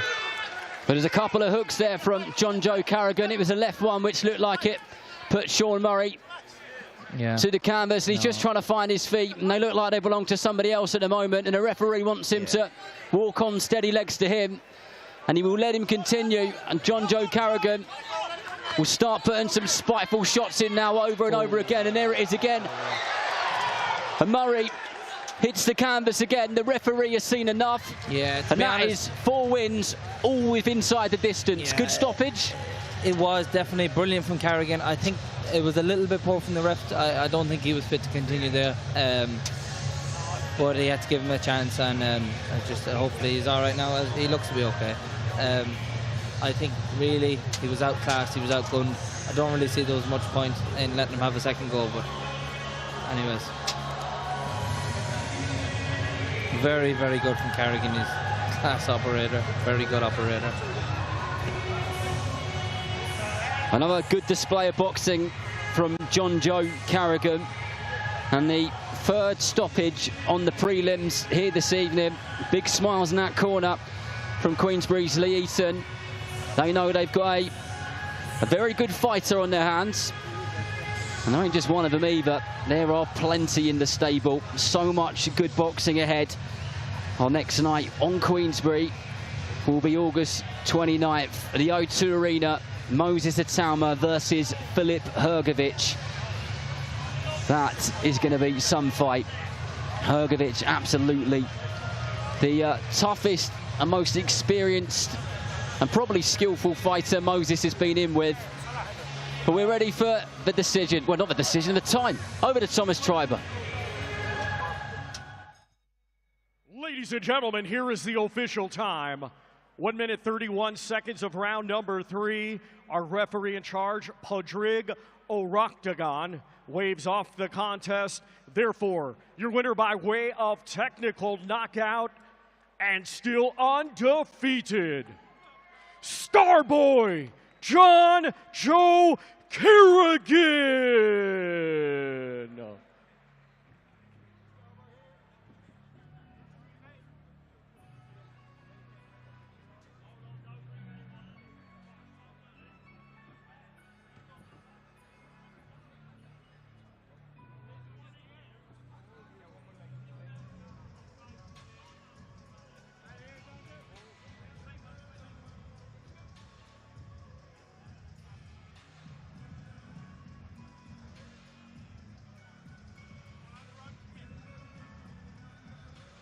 Well, congratulations to John Joe Kerrigan. He moves to 4-0, all 4 of them inside the distance.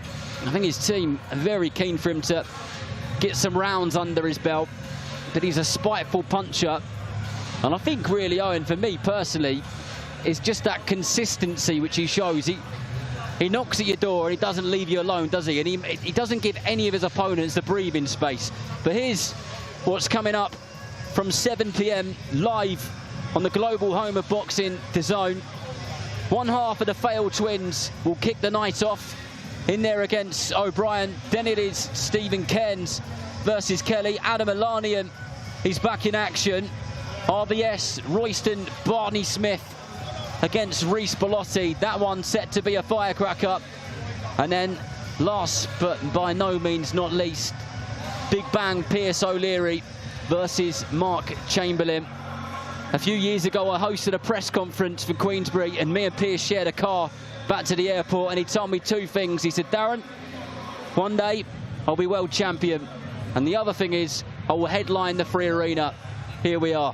Yeah, he's a top lad, Pierce, and a top fighter, so excited to see him tonight. It's a great card, brilliant card. Yeah, again, missing me off it, but out from that, it's a brilliant card. I think Cairns and Kelly, I think, is the next one I'm excited to see. I think Royston and Bellotti's another great fight, and O'Leary and Chamberlain then is just to tap off a great card. Plenty more to come. If you saw Pierce O'Leary fight last time against Maxie Hughes, it was electric. This place was wonderful. But here we go. We're ready for our next fight. So over to Thomas Treiber. Let's welcome to the ring, Bella Istvan Orban.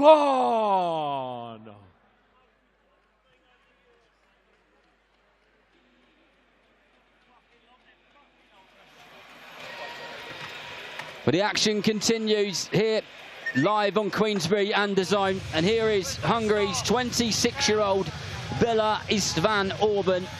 He is the man tasked with testing another debutant in this arena, just like he did with Bobby Flood last time out.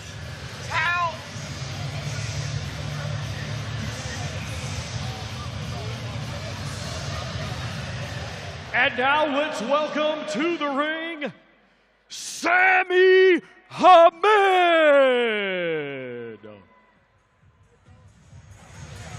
The son of boxing royalty, Sami Hamed, of course, the offspring of Prince Nassim Hamed. He's had a couple of fights on the purely entertainment side of the business in the Misfits world. He won those by stoppage. Tonight is the official professional debut as he joins his brother Adam in following in his father's footsteps. What a moment for him, for his dad and all the family.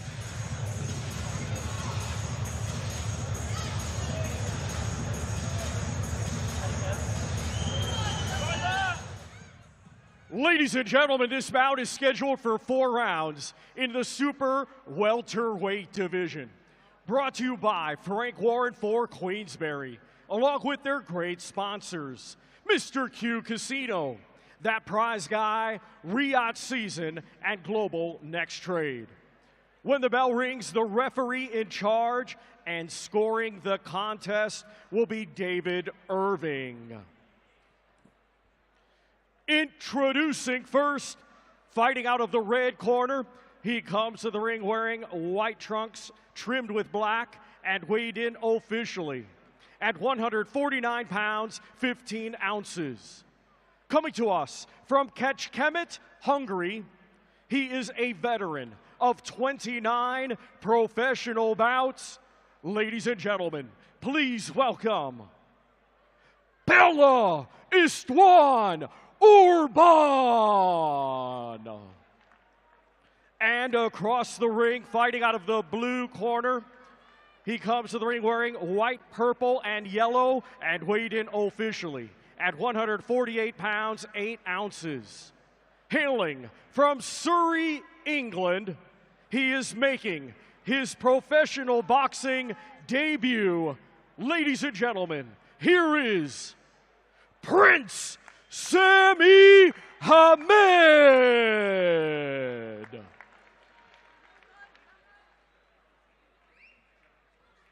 fella. Sami. Okay, gentlemen, you know the rules, okay? Keep your face clean at all times, protect yourselves at all times, and listen to my commands. Okay, Sami? Fella, touch gloves. Allahu Akbar!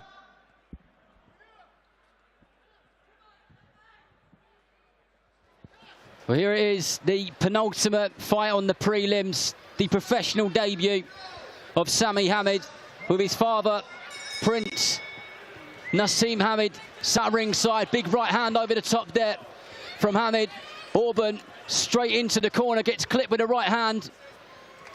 And he's going to need to look lively on those feet, because what we've seen already, Owen, is the shots are coming in heavy, thick and fast from Hamed. Yeah, definitely. Look, he's going to come out. He's going to look to put in the performance. I think, especially after seeing what Bobby Flood done this guy last time out, he's got to come out and do the same, really. Come out and do something similar. And Hall of Fame promoter Frank Warren has also taken his seat at ringside, here to watch the professional debut. What a moment for him, having promoted the father for such a long time and so many significant nights. But it's all about Sami Hamed tonight in his professional debut. And Urban looks a bit like a deer in headlights at the moment, doesn't he? Yeah, he just needs to get his distance though, Sammy. He's throwing a lot, but he's missing a lot. Just need to touch him with his jab, tag him first. Look, again, he's falling short in his distance. Needs to back him up with the jab, land something before he throws something big. And Hamed feints him, trying to get Urban to fall for something. Taking his time, not rushing into anything. Good jab, right hand over the top, and the feet squared off of Urban. He was lucky he didn't get caught with something on the chin then.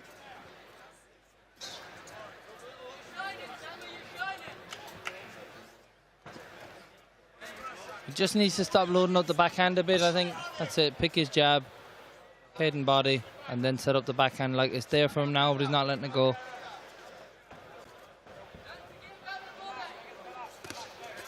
Right hook to the body from Hamed. Urban has worked out pretty quickly. He needs to be active. He needs to be moving around. Yeah, definitely. I think he's comfortable enough, though. He's happy to be moving. Can feint away, but yeah, I think he should just lower his jab and then set up that backhand over. Just there again. I think he's hesitant letting it go when he's in close. And both fighters exchanging shots there. Hamed getting the better of them.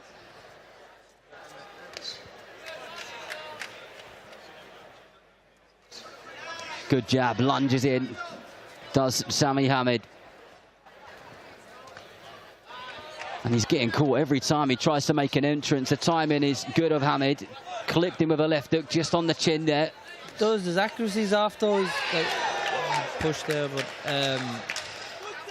he needs to sort out his accuracy. His jab is going everywhere about where it needs to go.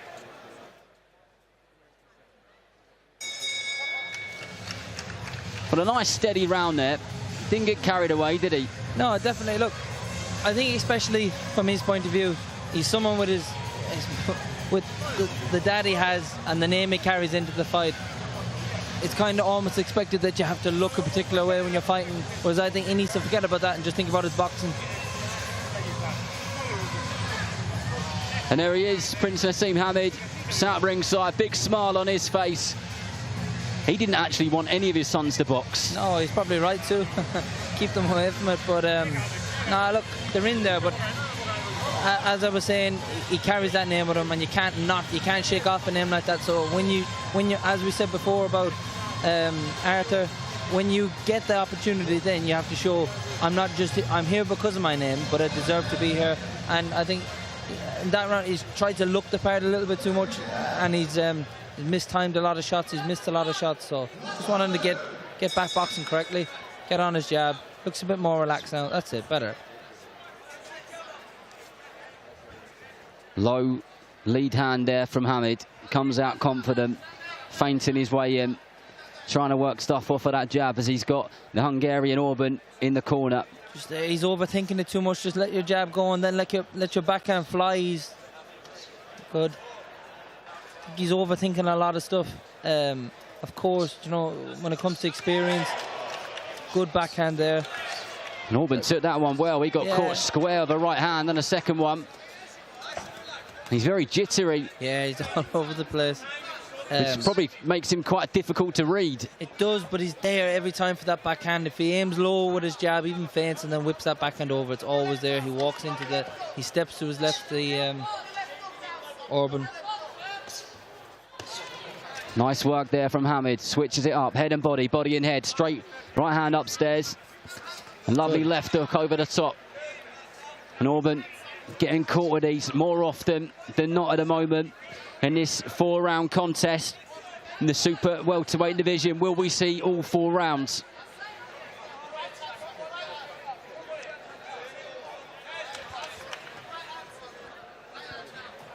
And the father of Sami Hamed shouting at him to stick the right hand over the top from what we can hear at ringside. And there it is, and then sinks one down to the body.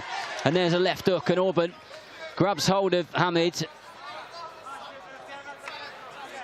And he just needs to try and stop him from doing the work. But at the moment, it seems that the Hungarian's game plan is to escape as much as he possibly can. But he keeps finding himself in the corner. I think he's letting him off a little bit too lightly, though. He just needs, I think, again, he's just letting him walk around there in the corner.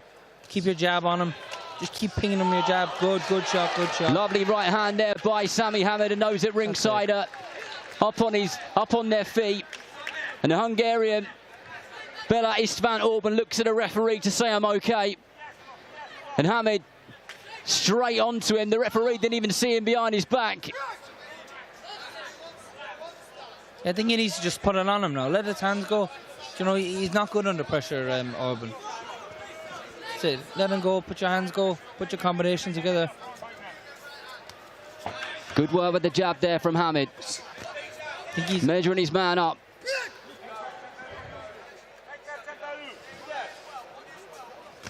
He's a good backhand when he finds his distance and lets it go, Hamed.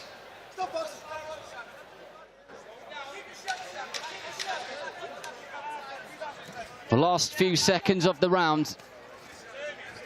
Ooh, beautiful right hand to finish it from Hamed, who digs his toes into the canvas. But I guess the question is, did he let him off the hook? Yeah, look, I think not even just from the knockdowns. I don't think he was really hurting with the first knockdown. But I think he's just been letting him off the hook all around. I think he's just trying to survive. But he's not very good at surviving. You know, sometimes you see away fighters, journeymen as you might call them, they're very clever at surviving. They're very, very good. As Bobby Flood showed here last time out, he's vulnerable when he gets hit and he opens up. So I'm sure he's getting told he's a brilliant team around him, Hamed, where he gets behind his jab, sets him up, puts him in the rope, and finishes him off with that backhand, or even just whips it up back under the bottom. But as he done when he put him down, but he just needs to keep on him. Well, let's see how he comes out in this next round. As you said, Auburn is vulnerable when he gets caught. He seems to panic. And I guess it's about capitalising on that. Yeah, you can see the talent is there with Azim. He just needs to... I think he just needs more experience, really. I know I think he had a couple fights on the Misfits show. Probably didn't have a massive amateur background, so... I think this fight will do him very good going forward. And getting these rounds, just not coming in and blowing someone away too soft. Because I think he's someone that needs to build with that experience. And Auburn being pushed onto the back foot for every single moment of the fight. Hamid has landed some clean and effective shots. And the jittery style of Auburn. Yeah, he's awkward, like when he's all over the place like that, Auburn.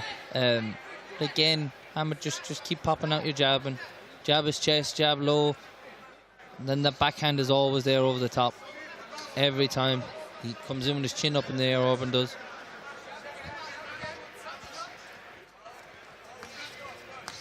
Good shot. Auburn caught again with a left hook, right hand. And Sami Hamid has got him just where he wants him, and he is controlling every single part of this fight. Yeah, he's not lost a second. It's just nothing coming back, is it? That's it. No, he's in full control. It's just experience, really, he's gaining here more than anything. Again, both men kind of step with their chin up in the air when they're stepping out from punching. So it's just that's what these fights are for. He's in his apprenticeship now. He's in his first stage of it, and he's looked well. He's looked well over 4 rounds.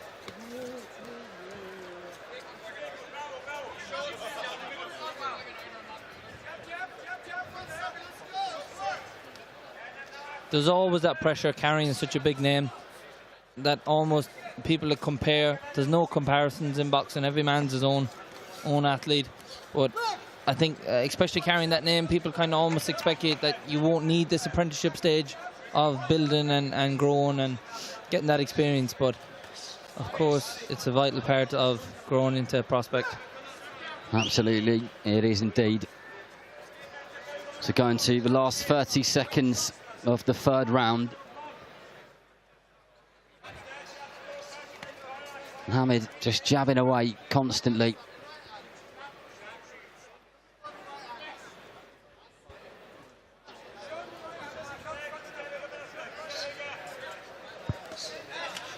And Auburn, he does come forward, but he just doesn't throw anything as he's coming forward. Yeah. And somehow, he unbelievably doesn't get clipped with some shots. He goes back in a straight line as well, but they just seem to skim him. Again, a lot of that is experience from Hamid. You know, sometimes his feet placement is a little bit incorrect. He's letting them away. He's missing a couple of shots where, if he was setting up his jab properly, he'd walk him onto them shots. But again, it's all just down to experience. Well, valuable experience, and as you touched on, he's got a great team around him. Jamie Moore in the corner there was a brilliant fighter himself and a fantastic coach and trainer these days. Very respected in the business. He'll be giving him all the right information.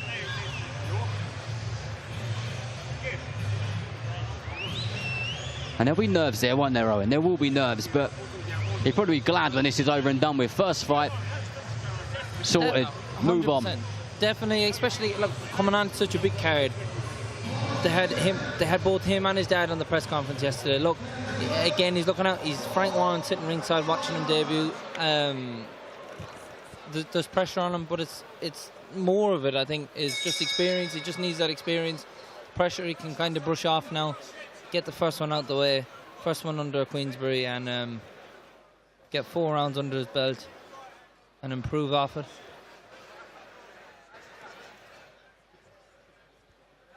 Auburn finds himself in that very corner yet again, over and over again. There's a right hand over the top from Hamid. And every time Auburn tries to come up with some sort of attack, he gets caught with a left hook or a straight right hand down the middle. Yeah. He'll have that little extra bit of grit in Orban as well with boxing Hamid. He'll he's not going to go down too easy.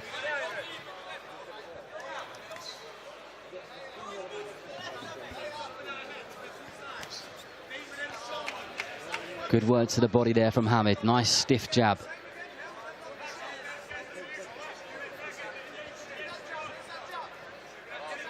He's got a bizarre style, has Orban. Yeah. Not many fighters you see like him. Very, very few. With someone like that, you just have to be strong behind your jab. And not just the head, jab and chest. You know, when he's leaning his head back like that, pop one into his chest. As he done there now, good jab to the body. Good, good. That's it. See, again, perfect. See, that's it. Once he's behind his jab, it sets up that backhand properly. Again, that's just experience. Get behind your jab, set that backhand up right. He landed the jab really nicely, and a big, heavy right hand followed, and a good left hook in the corner as Orban just tries to get hold of him and nullify the attack.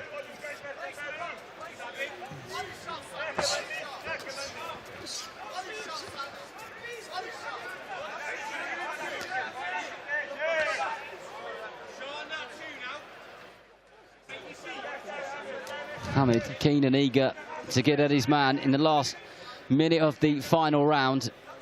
I mean, everyone wants a stoppage on their debut, don't they? Of course they do. Definitely. And look, over 4 rounds, it can be tough because now there's 45 seconds left. It's for someone that's doing it for a living, 45 seconds sometimes can be very easy to get through.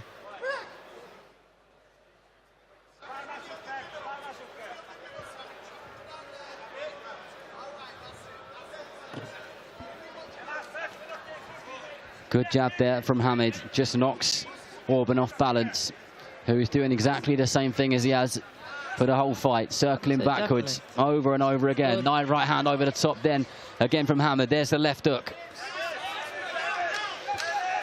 As Orban just tries to survive the last few seconds of the round. He's kind of bending over with his lovely right hand to finish. And that battle couldn't have come at a better time, could it? Yeah, I'm just trying to work out there. I don't know, was the ref calling that off before as the bell went, or is he just saying the fight's over? But he was saying the fight is over. But no, I could see. Look, I think he was eager to jump in there at the end, the ref. But no, it's good 4 rounds under his belt now, and he can grow off the back of that. The experience that he definitely needs. There'll be loads to work on, but he's a great team behind him there. Jamie Moore, Nigel Travis. He's got his dad watching on. I'm sure he has plenty of experience. He could offer some advice with it. And look, he could have some exciting nights ahead for him. Well, being the son of a boxing legend, he'll have a target on his back. But this is a bit. Say again? I was thinking that too. Yeah. I was looking here. There's a lot of super welterweights on the card. My own name is in there at super welterweight mix. So as he goes on, that's why I was saying the apprenticeship. Sometimes with the name comes in, you're almost fast tracked because your name sells. Well, over to Thomas Schreiber for the decision. Ladies and gentlemen, after 4 rounds of boxing, our referee in charge, David Irving, scores the contest 40-34 for your winner and successful in his professional boxing debut, Prince Sami Hamid.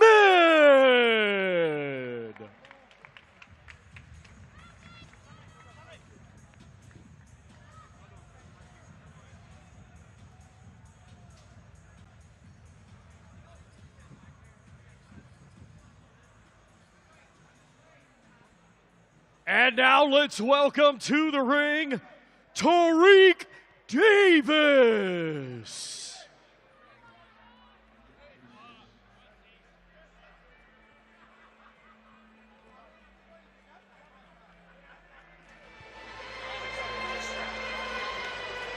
Well, the last fight on the prelims is this one.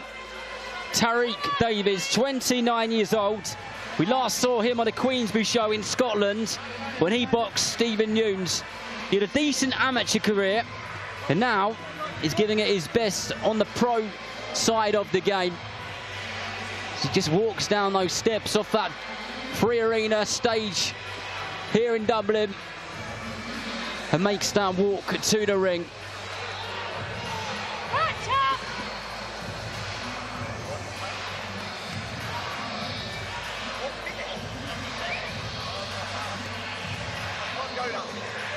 And now let's welcome to the ring, Bobby Flash Flood.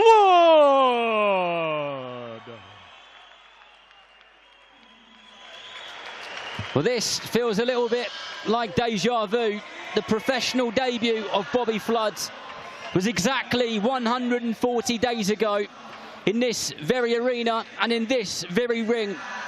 It lasted just 68 seconds. And I don't think I've ever experienced an atmosphere like it for a professional debut. The crowd come out for Bobby Flood, and he puts on a performance in reward.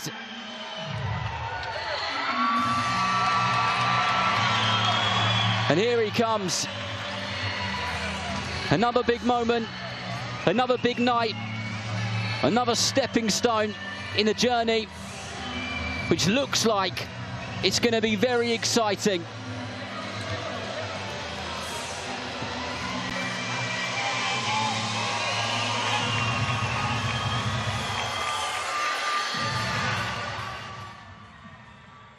Ladies and gentlemen, this bout is scheduled for 6 rounds in the super welterweight division. Brought to you by Frank Warren for Queensberry, along with their great sponsors, Mr. Q Casino, That Prize Guy, Rion Season, and Global Next Trade. When the bell rings, our referee in charge and scoring the contest will be Emil Teat.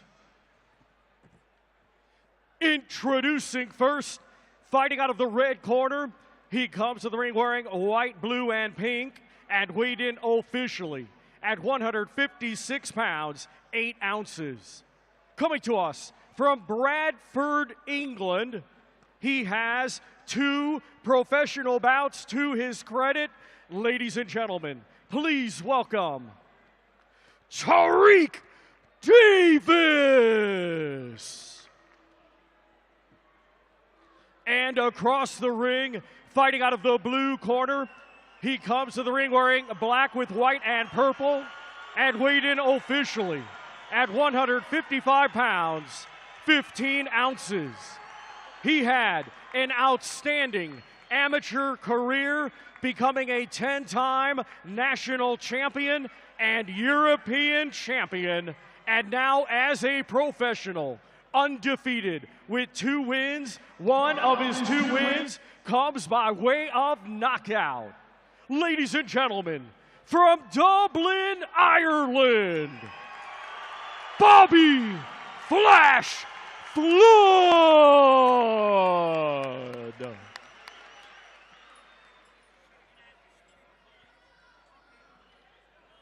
Gentlemen, you know what I expect of you both. Keep it professional, keep it clean. Listen to my commands at all times. Touch them up, let's go to work.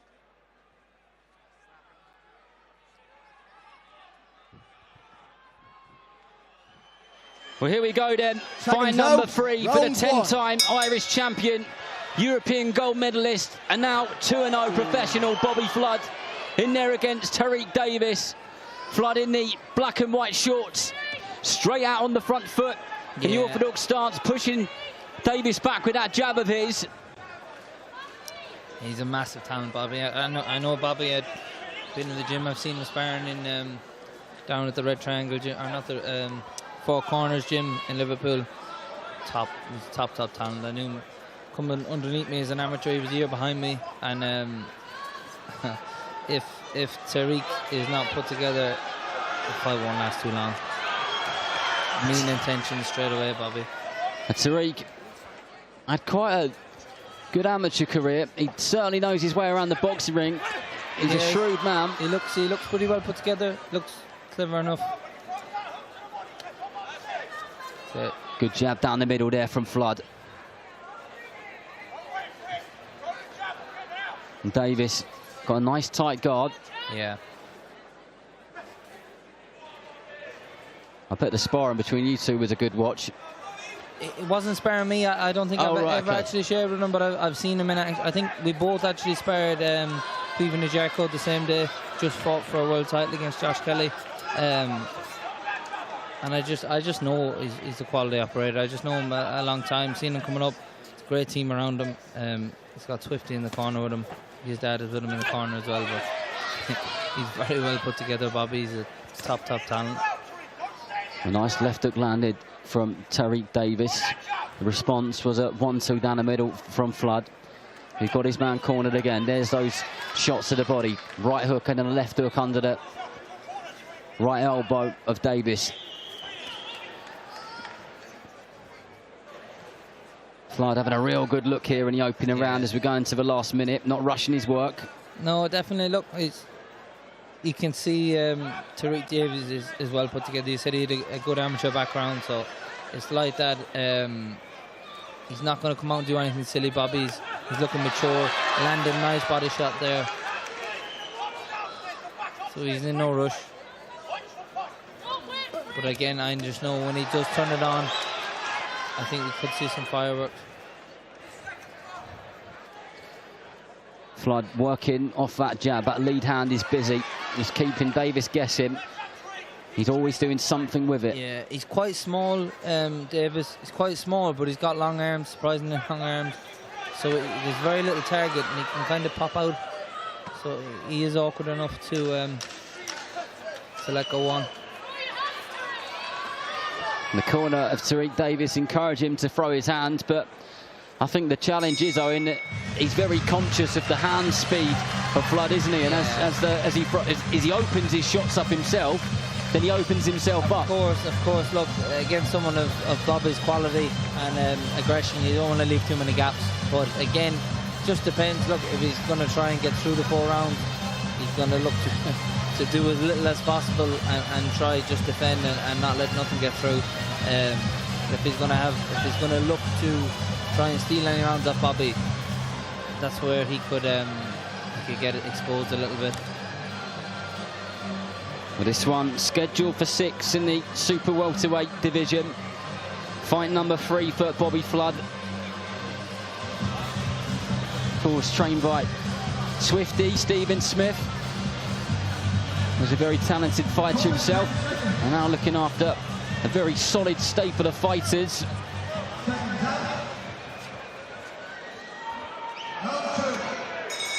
And Flood straight out from that corner with mean intentions. He's got a beautiful jab as Flood just pings it straight down the middle of the guard of Davis. Lovely right hand there as well. Can he follow it up with a second phase attack? He's just composed, Bobby. You know, I think he's last time out. I've seen him here. He come and he blew away that last guy we had in. He's looking like now he's just coming. He's earning his apprenticeship. He's a good, clever guy in front of him, and he's boxing accordingly. He's not done anything wrong. Like, so far, has been punch perfect. See him get behind his jab a little bit more and set stuff up. But and the corner team with Davis just shouting at him to say, do not stand there, don't stand in front of him. Because he'll have a field day, won't he? Yeah, definitely. You don't want to stand in front of him. I think last time out, actually, the second fight he had, I think the Wanderer or something they call it. He boxed in the back foot. He didn't stand still for a second against him. But I think if you stand with Bobby, he'll expose some gaps like he's done there now. Pick lovely shots, good up the middle, good shot selection. That's exactly like that. You know, when there's something coming back, he's going to expose it. It looked like that was the first one that really registered with Davis, that one. Definitely. Could tell his body language changed immediately, and here he is on the back foot. He's not going to want to hear, let your hands go, come in too much more. Good body shot, even there. They're hurtful body shots.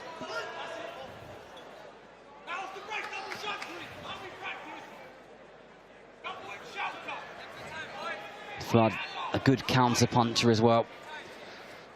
Trying to get him to trying to get Davis to commit, and the gum shield has come flying out of his mouth there. Yeah.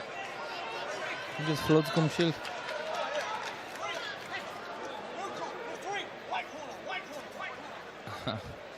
As a flood gum shield has come out. Yeah, I think it just came, they both kind of threw at the same time, and it just got pushed out.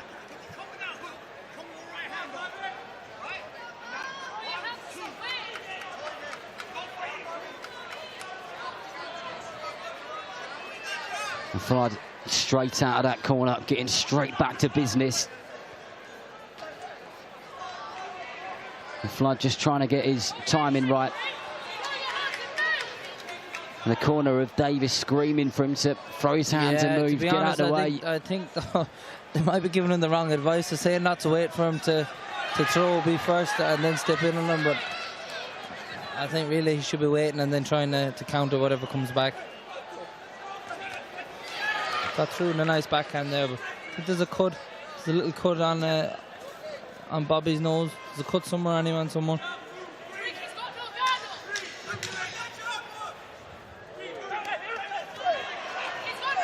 Good hand speed there from Flood. A couple of nice shots came back from Davis, but nothing which was going to turn any heads. And he just seems to be going through the motions more than anything, doesn't he, Flood? Yeah, no, definitely. Look, he's comfortable. He's very experienced as an amateur, and he's getting good experience here as a pro. He's got a guy across from him that knows his way around. He can box. He's letting, so he can't be silly either. Tariq is letting some good backhands go over the top when Flood is standing too long, but he's well in control. He's had 2 great rounds. Just I think he's a cut now on the bridge of his nose. There's a cut somewhere, definitely. So it'll be just like making sure that doesn't open up. That might cause him any trouble down the line, but I don't think he's going to have any issue going forward in either round.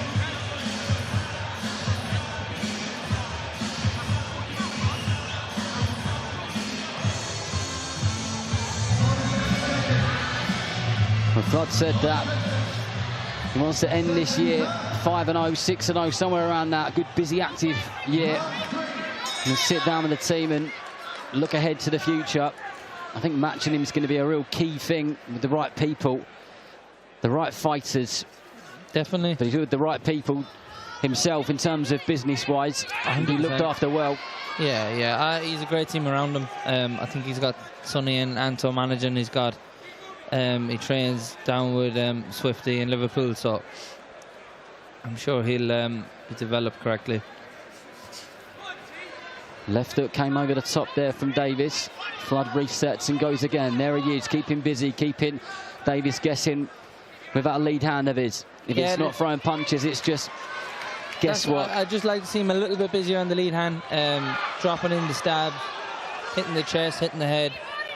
Just setting things up properly on that lead hand.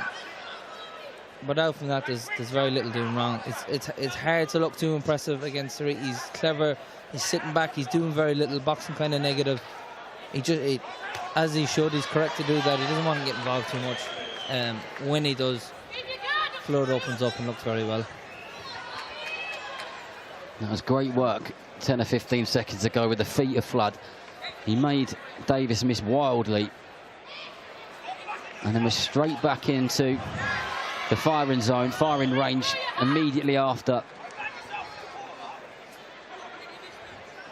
In the corner of Davis, furious with him when he's just standing in the same place for too long of a period.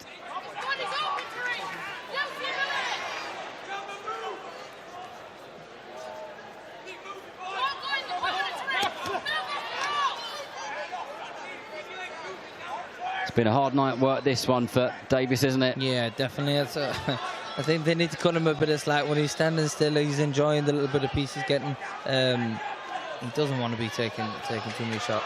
He's a big puncher, Flood. He's fast. He's aggressive when he has your head. So he's correct, David, just to throw the bare minimum and keep away from him.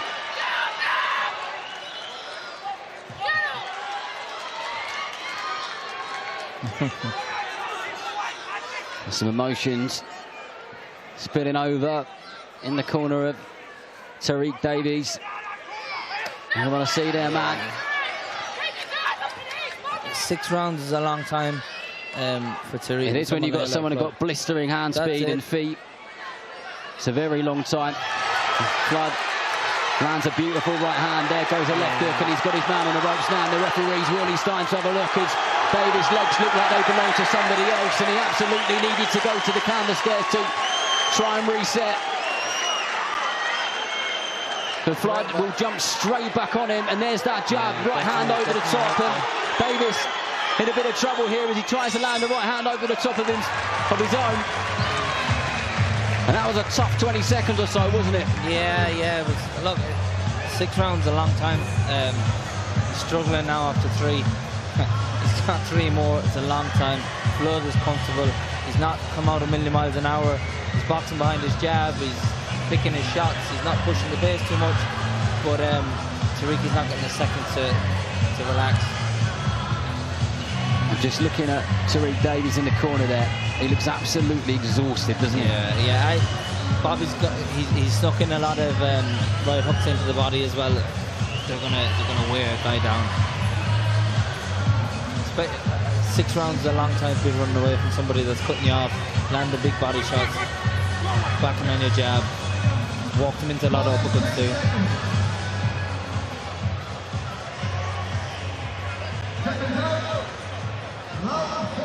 Well, let's see how Flood starts this round. I imagine he's going to jump straight on him and finish. We'll start it in the same way that the previous round ended.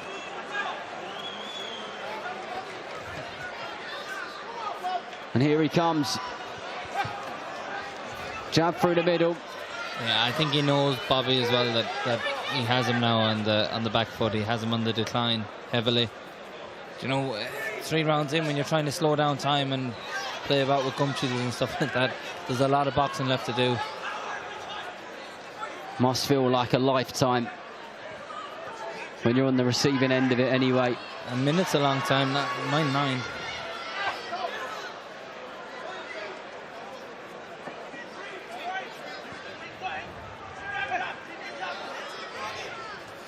World-class jab from Flood. He really is. Yeah, he's a brilliant jab.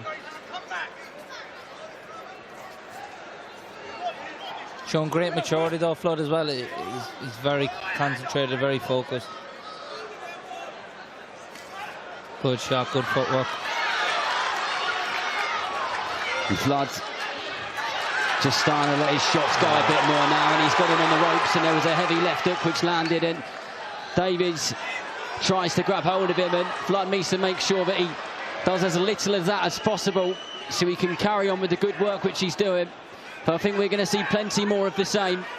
Yeah, I'd like to see him drop down with his left hook now, Bobby, but he's there now to be stopped. Yeah, definitely his hurt now.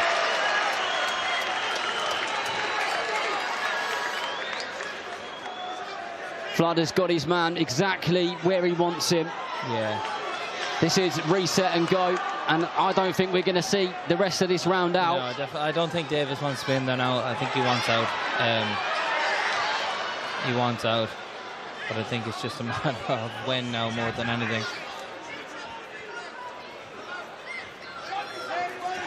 I'd like to see him stay behind his jab, yeah, just as he is now. Lovely turn and a right hand there from Flood.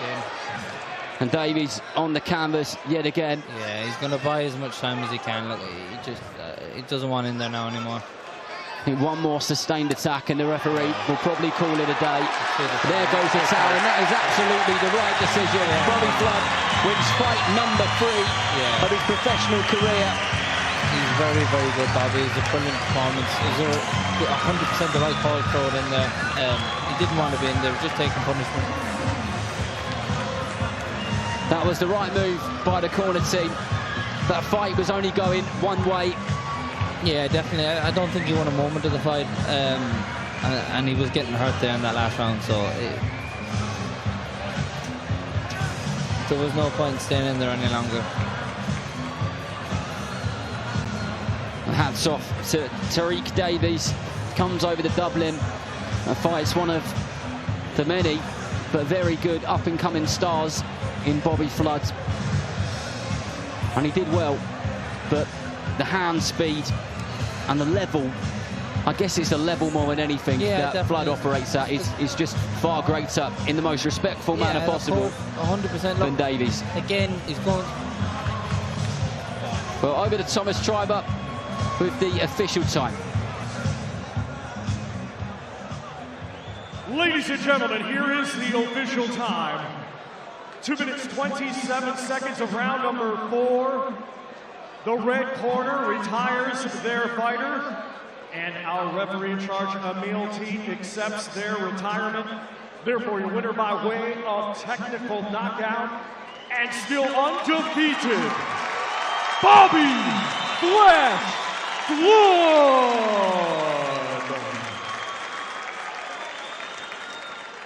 Well, congratulations to Bobby Flood. He moves to 3-0.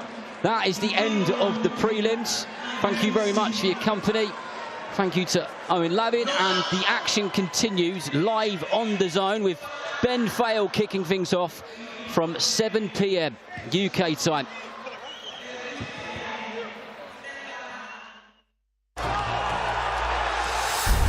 Are we looking at the future of this sport?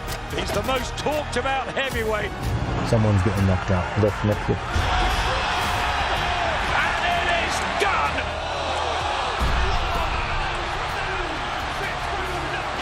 Monstrous right hand, and down he goes.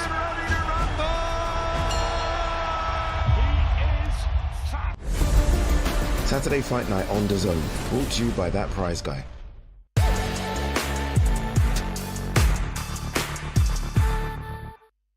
If you had the choice,